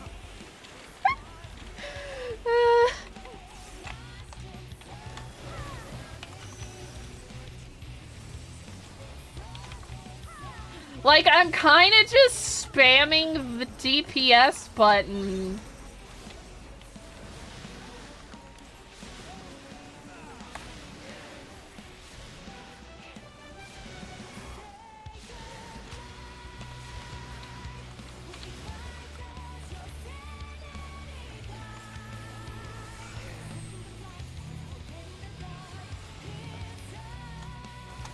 I mean, some raids I literally don't have to do that.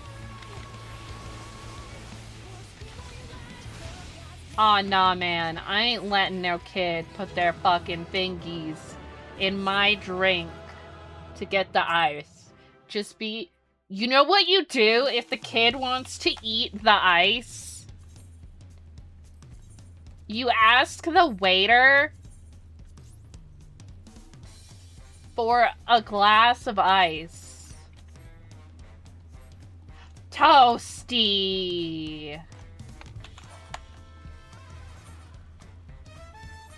Where you at, horny? That is rude to do to fires. SMH my home.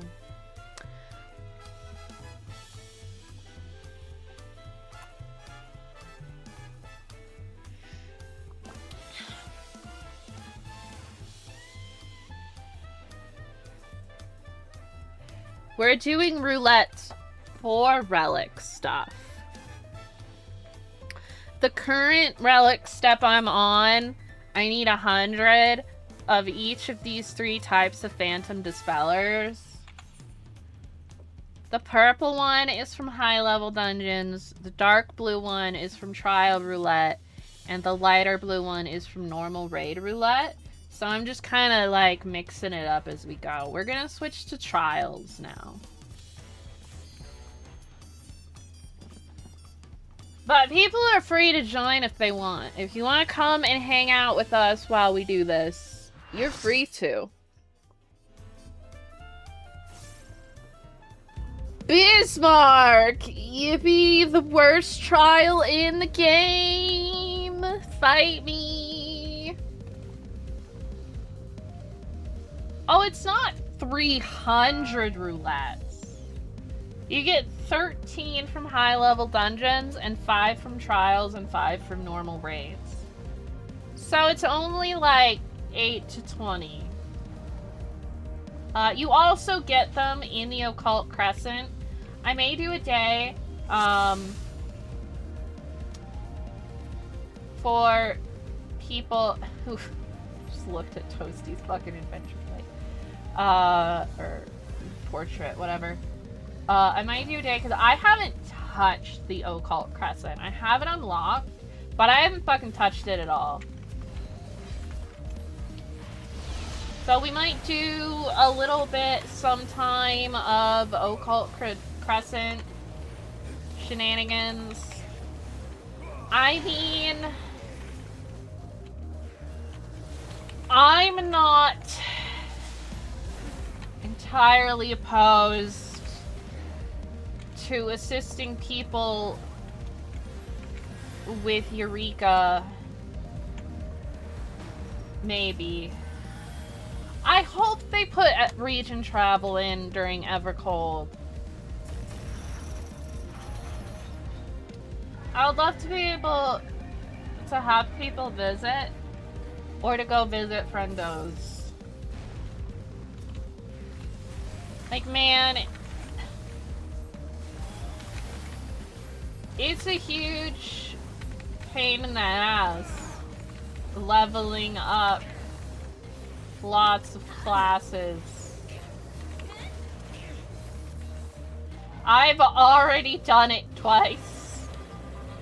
Actually, no, I haven't, because my primal character's been kind of just hanging around, not doing much,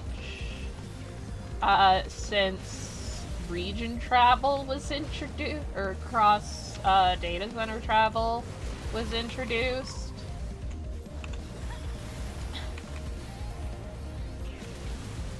So she's in the middle of Dawn Trail. I streamed it up to, we're in the rainforest. By the rainforest, I mean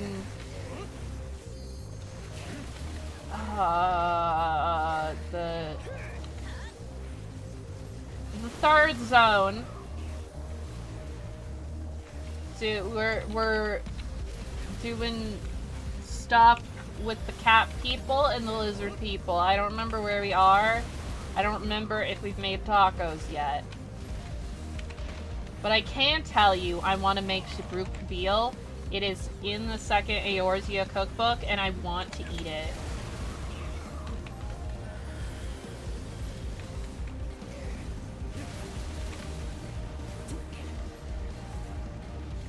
Part of the reason I haven't gone through, one, you know, you get a little burned out doing all this stuff, but also Also not gonna be probably not gonna do the Dawn Trail Onward story arc because it's not finished, obviously. We'll probably be in like still in Evercold, maybe the expansion after, depending on how long it takes to get takes me to get through the other games.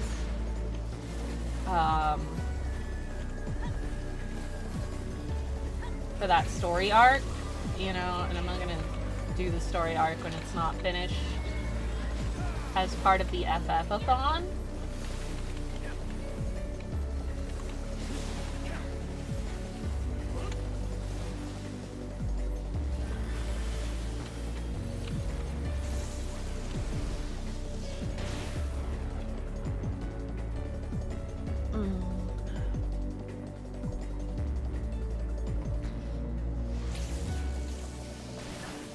Like, what we probably are gonna do...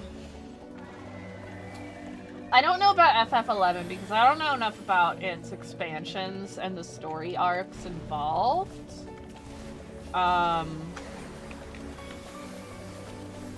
for 14, we'll do a Realm Reborn through Endwalker.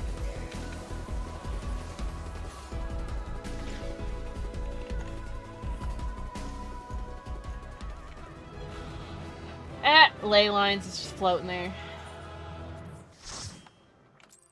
You know, all the other games are finished. Like, the other mainline games outside of the 2 MMOs, they're just finished. They're finished video games. I'm gonna put finished in air quotes because some of them literally aren't finished. FF15 was literally never finished. But it's also not going to be. Unlike with 14, where it's like, oh, well, the first big story arc's finished, but we've entered into a second big story arc, and that's not going to be finished by the time we get to it. If it is, because it takes me 12 years to fucking finish the FF-a-thon, that would be a different situation.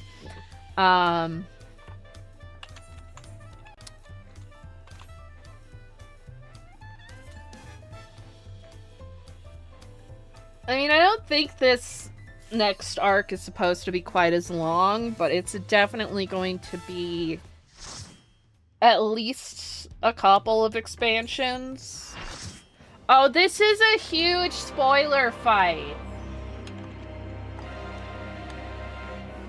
This is a big spoiler fight.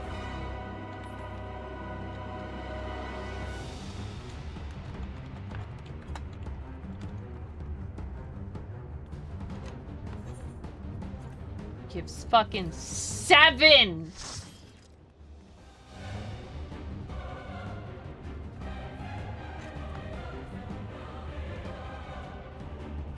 Why?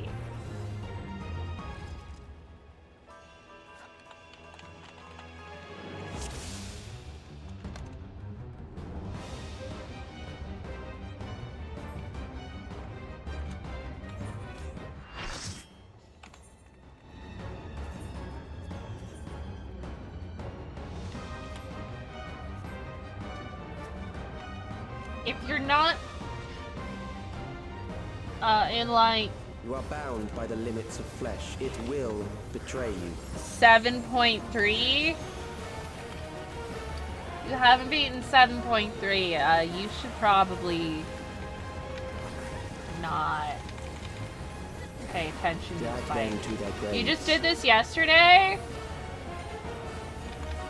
Well, good thing you're not getting spoiled on it. There. The 0.4 and 0.5 trials aren't really spoilery, I'd say. Like, it's technically spoilers. You haven't been there, but it's like, they announced what they were. You know?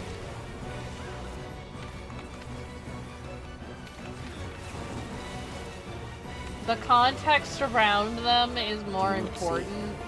Death Which, I is mean, the upon you. context is the most important thing for this fight. Also, Perhaps you know, this. if you were familiar with the FF9 aspects, I think I've gotten this fight like 3 fucking days in a row. Kill them. If you're familiar with the FF9 aspects of Dawn Trail, I was too far out, I guess. You were probably expecting a Necron boss fight. I mean, like, I spent Bothersome. the whole 3 patches just waiting for the other shoe to drop for a Necron fight. Personally. Kill them. Especially considering the, themes of that part of the story. Fear compounds fear, eroding your strength.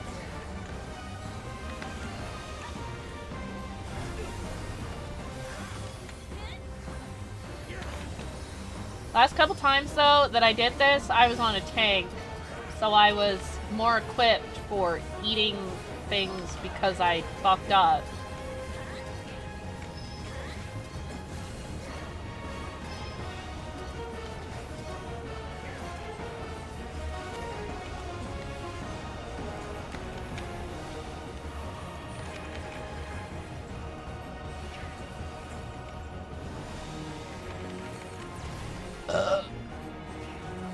I will reduce you to ether. I had falafel for dinner. That was very tasty. I love falafel, and I haven't had falafel in a while. But I had bought some. You and will it was in die the for freezer, me. and I kept forgetting about it. And there are these little falafels. They're very tasty. Good food. I like falafel.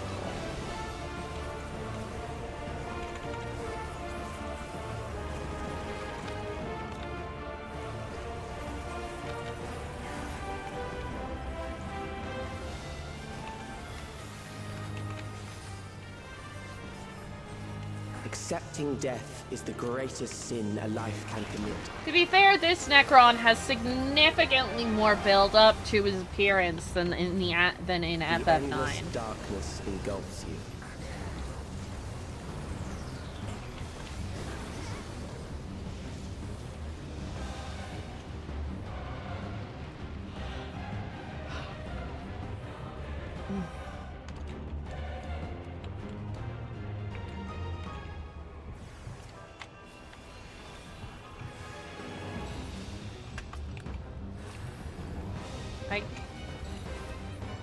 I will press the correct buttons at some point!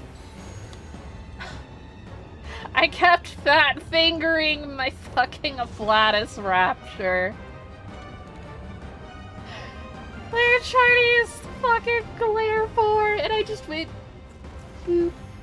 I'ma just heal myself. Still alive. But there are ways to change that. Rude! I like being alive. There.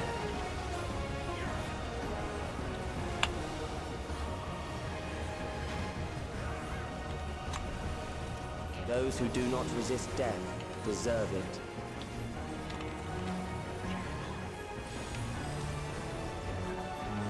In. Out. In.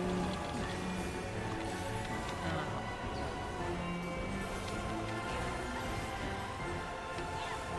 I am prepared for you. Odd numbers. In. Even numbers. Out. Kill them.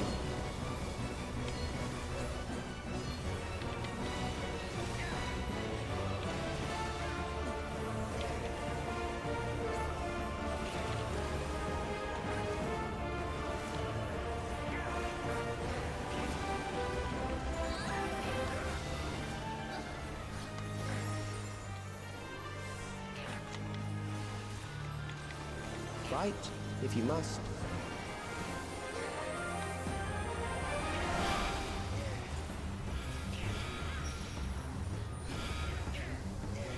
I didn't know this mechanic existed.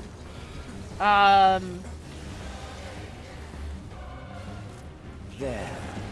Okay, that was weird.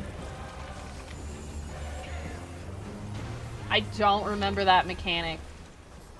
I probably saw it when I first did it, You struggle in vain. but I don't remember. I did it!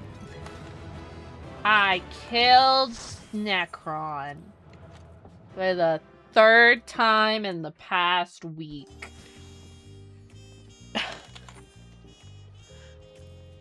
I've gotten him several times.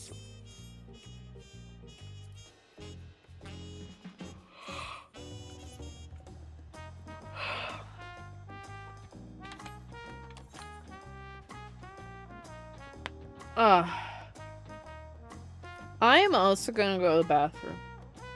And I'm gonna top off my water. BRB.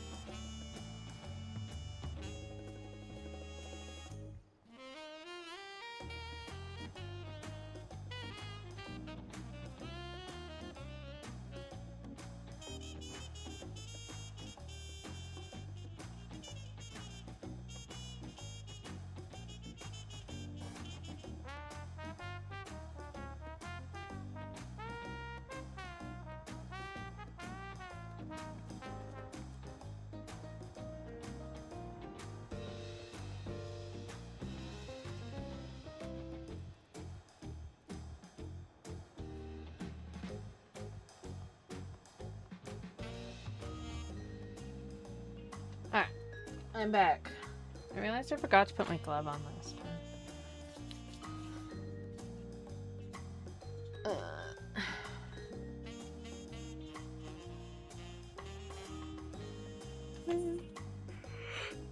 That's what it does. And I have to try and get this fucking thing on.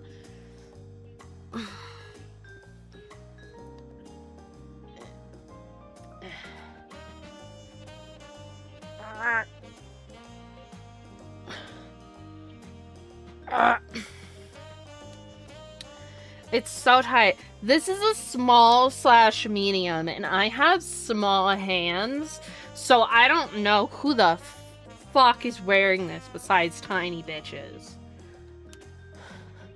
I don't think my mom could get this on. She has significantly bigger hands than I do.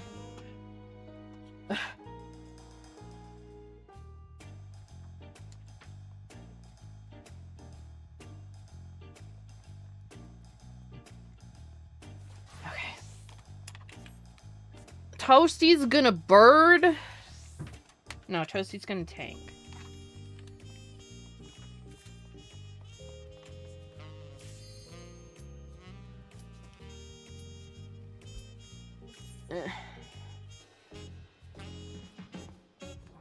This is probably gonna be our last one, then we'll raid some nerd.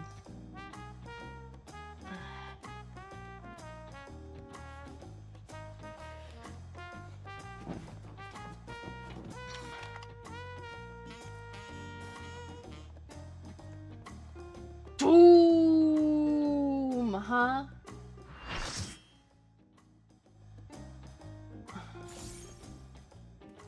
This is also a giant spoilery boss fight from Endwalker. Avert your eyes and ears! Our hunt ends this day. There is nowhere you can flee that we cannot follow. Even stars must die.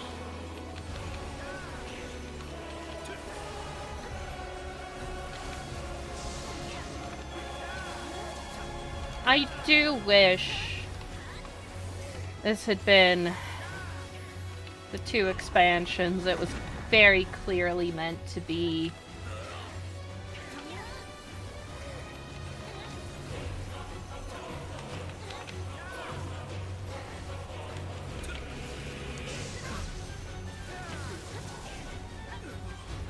Well, he's fucking dead.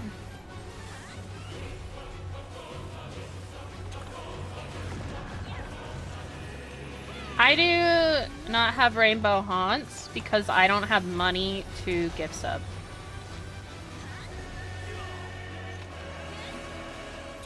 Utterly futile.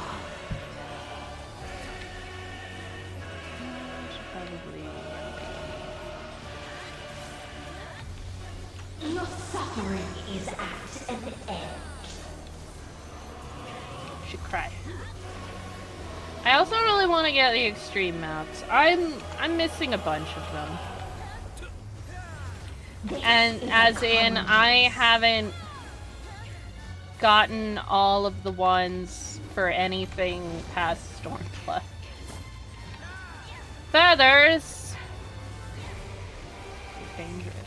All of us have known despair.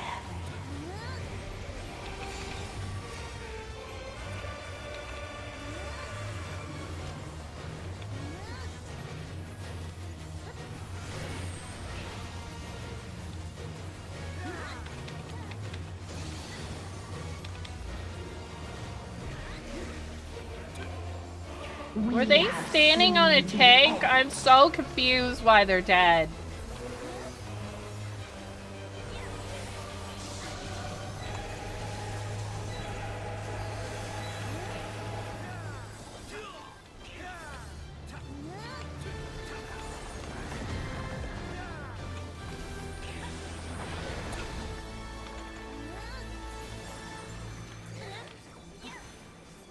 The same end. Again and again.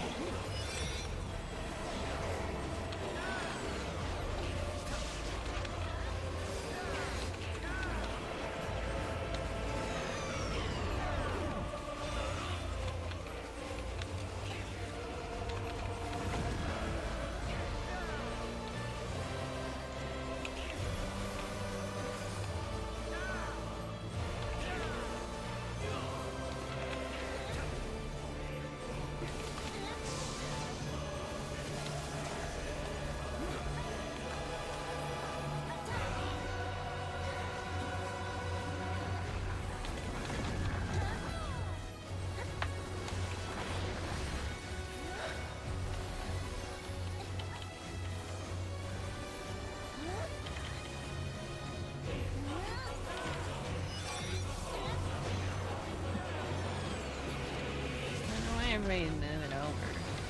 I'm being this way.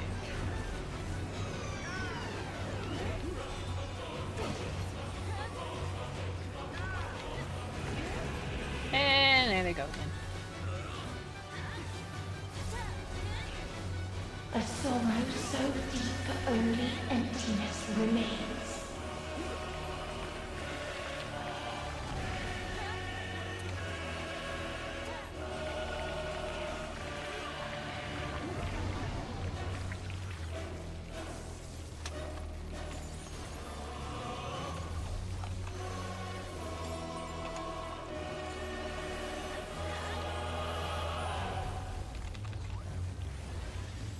Tis so lonely between the stars.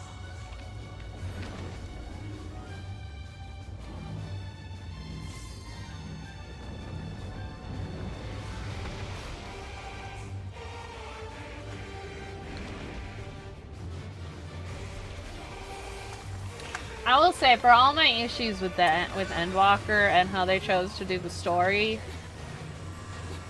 this fight's really hype and super cool.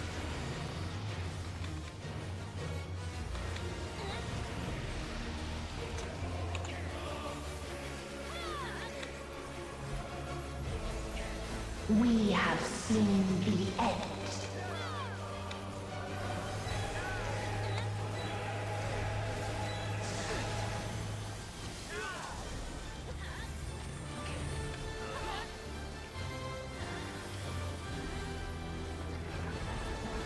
Like, I don't think any of the fights or the music are bad.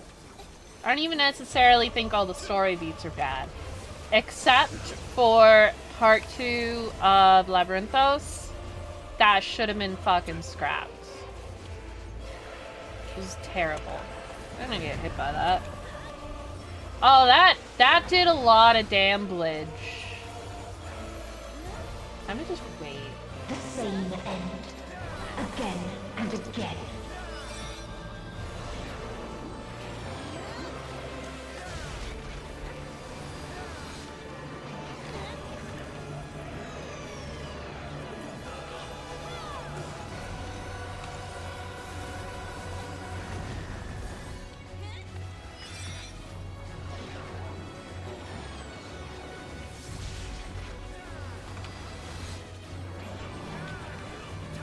I think the Loporrit section is too long, but I do think it should be there. If there is no happiness in life, I do actually think it's good that it's there. there is only one place it may be found. For the nature of storytelling. The confrontation on the moon is an extremely heavy moment, and you do need something lighthearted to bring the tension down after that. The section does go on too long, which is weird because Endwalker is already very long, and combining two plots together.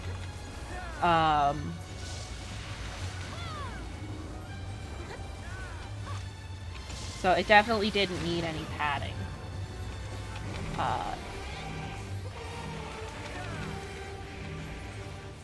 The only part that I would say is explicitly bad Enix execution entirely is the second Labyrinthos part.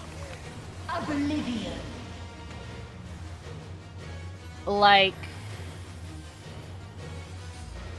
I understand what they were going for as, like, building an emotional connection. Dynamis.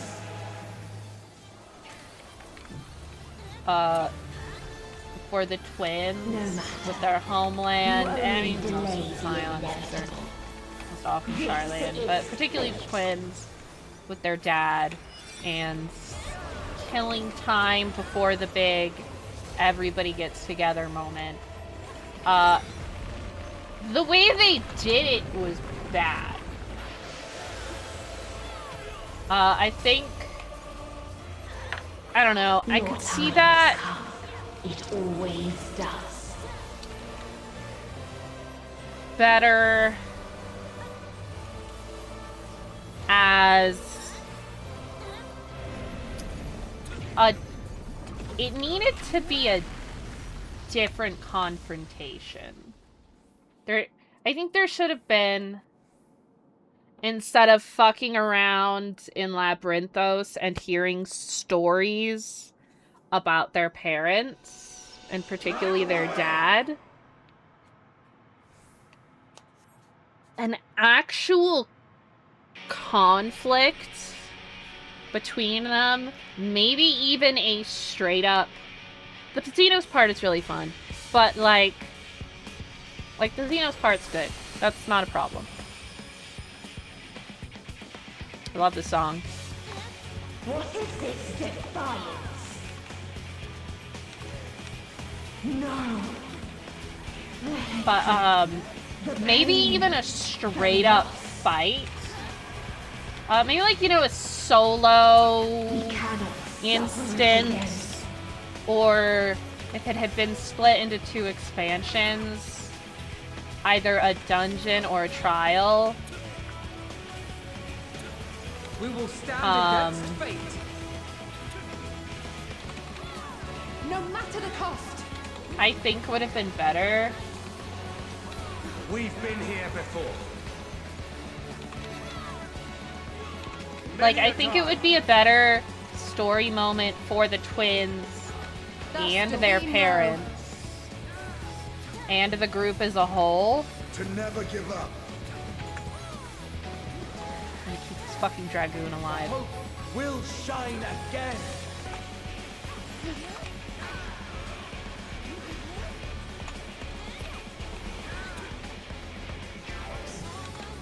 I wish this was its own song. What I saw. It should have been. I don't know why it's not, like in other stuff. This can only end in misery and desolation. I'm just gonna not yes.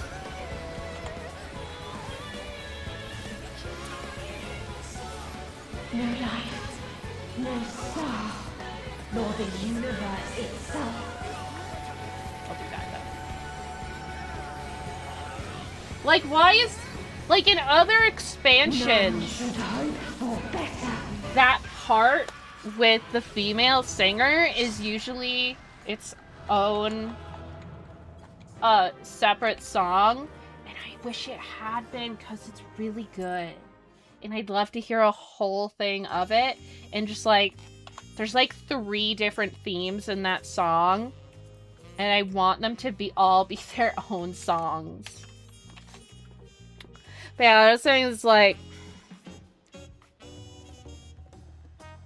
I think a direct confrontation between the twins and their father would have been a better story beat. And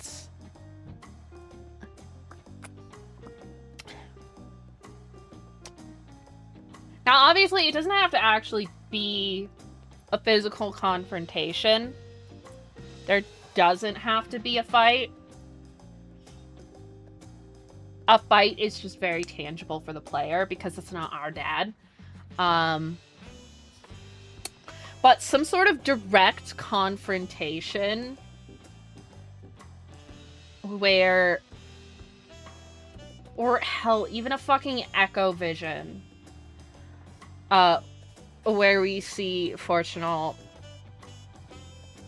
and his reasons for why he is the way he is, what he wants. I think it would have been better to have just a direct confrontation there instead of this very poor plot point. Like, they've already got the workings in it of, instead of having us fucking around in Labyrinthos, Like, there's already the scene with Urianger and Moonbreeda's parent. You could have a scene with Alphino and Alice and their dad. And their mom. She can explain some of the stuff he's bad about explaining. She can help with that. You could have some interactions for, like, Thancred. Thancred had a mentor in Charlian. You could have a build-up for these things for everybody. Like, there's Papa Limo's dad, who's part of a side quest. But you could have these direct moments that would, one, serve to help the player see what's in Charlayan, besides a bunch of stuffy nerds that want to stop you from saving the planet. We could have a peek at the Y tribe. Yeah.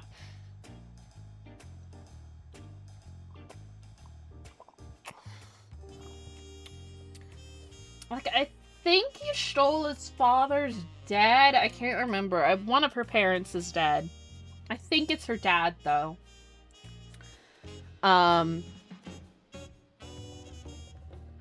We could see some of her siblings. Her living parents. We could see some of the people, like, Thancred's mentor, who we don't know fuck all about. Like, he was taken in by Louis Soir. There's a bunch of those, Ratio. You're gonna have to narrow it down. But his actual rogue stealth training, he did have a mentor. But his only mentor that we actually really hear about is his gunbreaker one. Which is a different thing. So, like, seeing some people that Thancred's close to, we can have some stuff with the students of Valdesian for Kryl and Graha, since neither of them have living family in Charlayan. And I would personally put Estinian with Alphino and Alice for their parental confrontation. Because it is important to remember, for Fortunal, these are his children, who he loves dearly, even if he makes some very poor decisions in relation to them. He is not going to understand how much his children have grown since they left home until he's directly confronted with it. And Estinian is the perfect person outside of the Warrior of Light to point out how much Alphino has grown. Estinian was hanging out with him while Alphino was having a bunch of his character growth. So, you know, Estinian could be there because he doesn't really have any ties to Charlayan either. So having him be there to be kind of a support friend to the other Scions. Particularly Alphino, because they have the special Heavensward bond of brotherhood.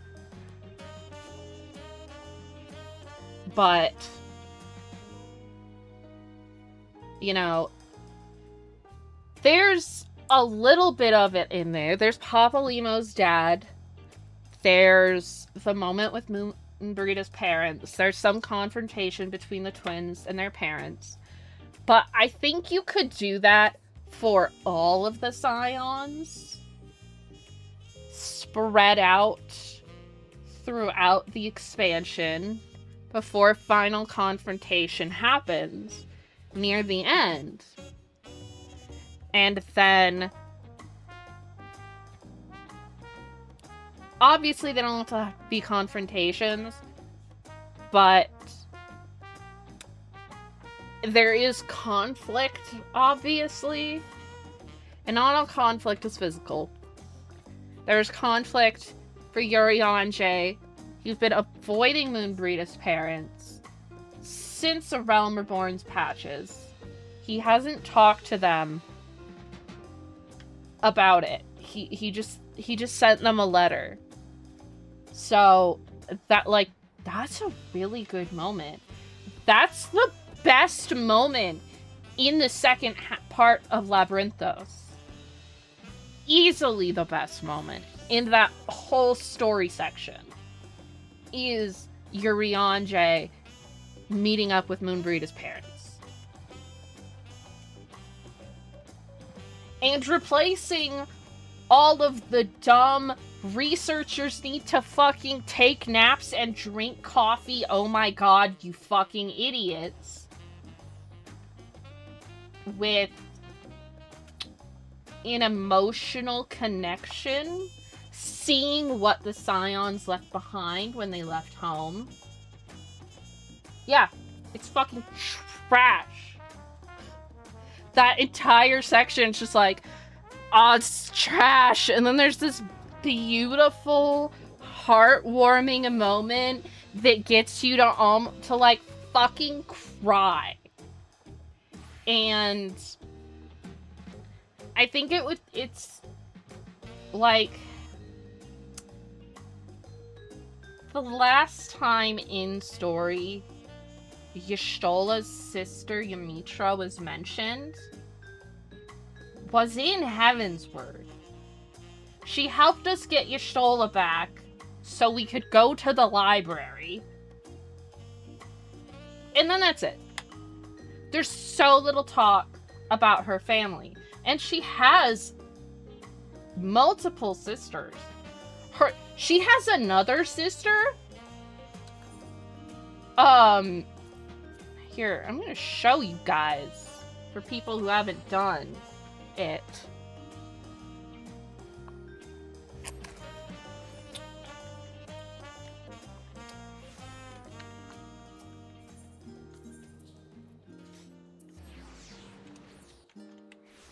I don't think she's actually physically here because I haven't finished the quest, but for the Corvos stuff at the Merchant's Tale, the thing that starts that entire fucking plot line,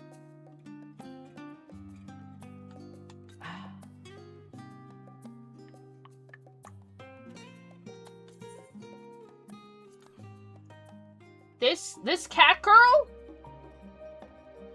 this is Y'shtola's younger sister.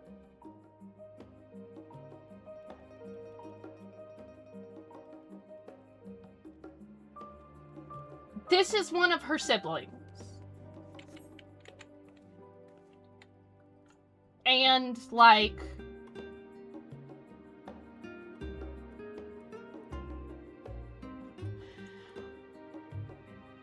obviously, Y'shtola has siblings. She has a bunch of siblings. She's a member of a semi-traditional Suncat tribe. She's got moms and stepmoms and aunts galore. She has to have half a dozen siblings at least. We've met 2 of them, and one of them was in this fucking expansion, and she's not a part of main story at all. Ymitra's kind of been shafted. Yeah, that's what Suncats do. Her dad's a Noon. They fuck.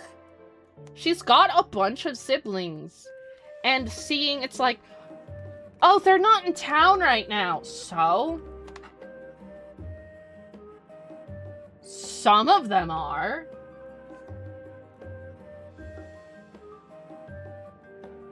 Obviously, one of them is a gleaner, considering that involves her entire plot point for a fucking variant dungeon. Why is there not just a thing where we see just a couple more of Y'shtola's siblings? Maybe a full sibling, even.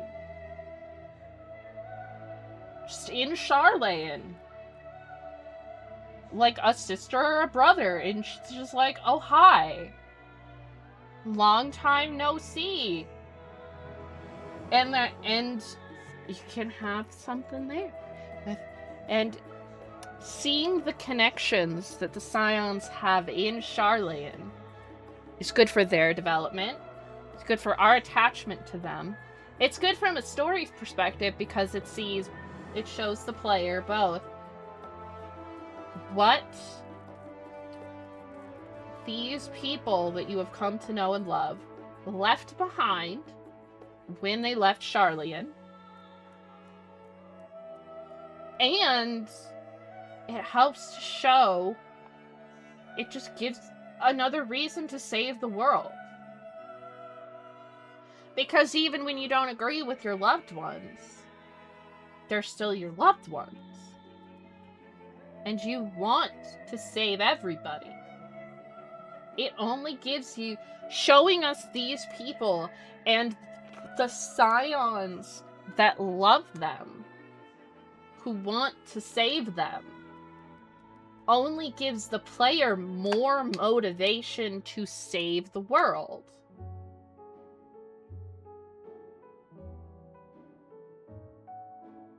And it's a huge missed opportunity.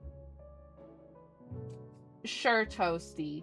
I'll play Triple Triad with you.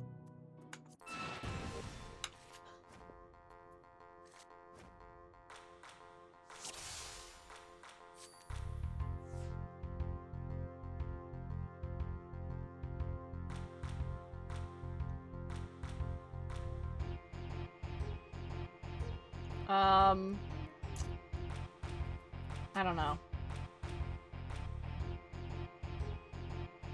I'm not good at Triple Triad, chat. Oh no! Fuck, that's not where I wanted to put it!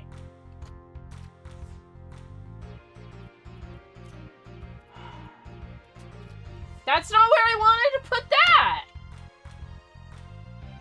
My fucking mouse is causing me to do wrong turns in Triple Triad.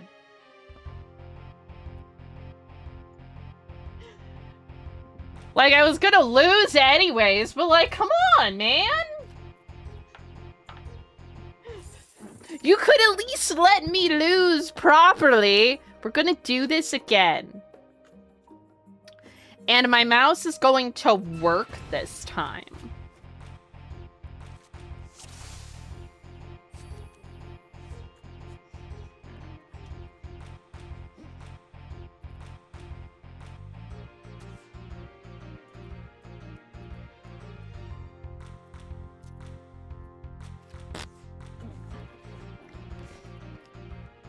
The fuck is Deadly Dan Dan?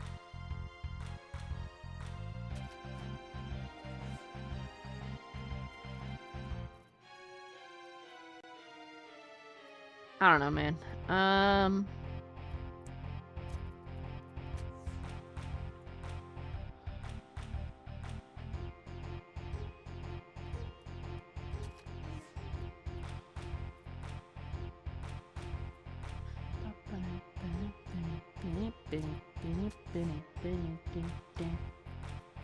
If I'm going to lose at card games, which I am going to do, I will do it on my own fucking terms.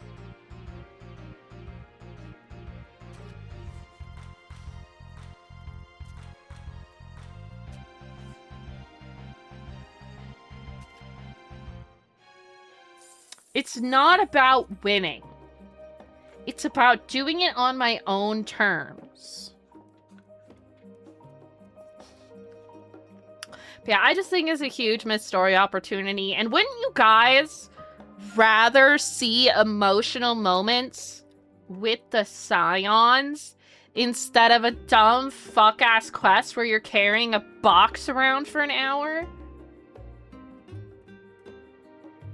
Is that not a significantly better plot line?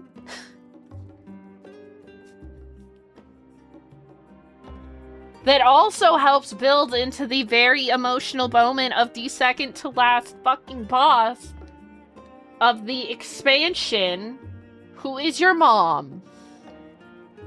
Because she's everyone's mom, because she's Crystal Mom. I can't get this fucking love up.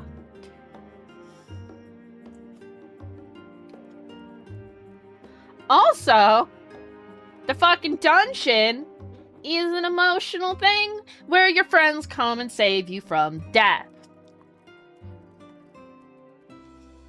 The power of friendship and love is so important in Endwalker. Love and connections and the things they do for the world are so important in Endwalker. That's the entire fucking story of how you beat the bad guy. The power of love and friendship through the built upon by the connections you have made. So showing us these connections the Scions have just plays into the story. I don't care about the twins' dad's best friend and how embarrassing Fortunate was when he met Emelians. Funny stories like that are not for the build-up to the emotional climax of your fucking story. Those are for levity.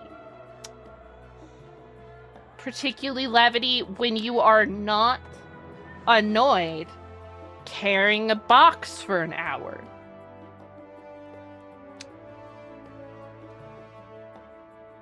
Poorly done plotline. Anyways.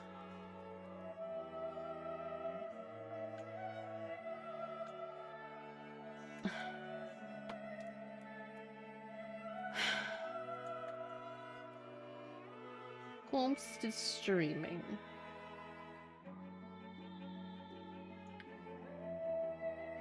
I didn't mean to click on that, but okay.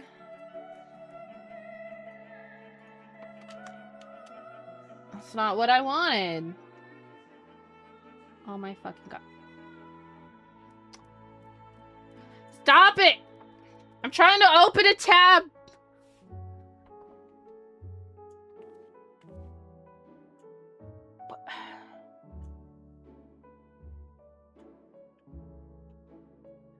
God, this fucking mouse loves to cause problems. Just let me successfully pull open this fucking stream. Is that so much to ask?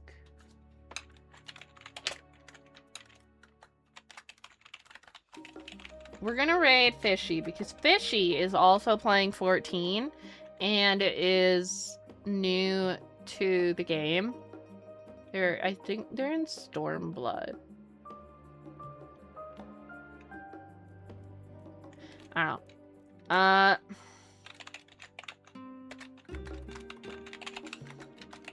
There's Throne again. If you wish to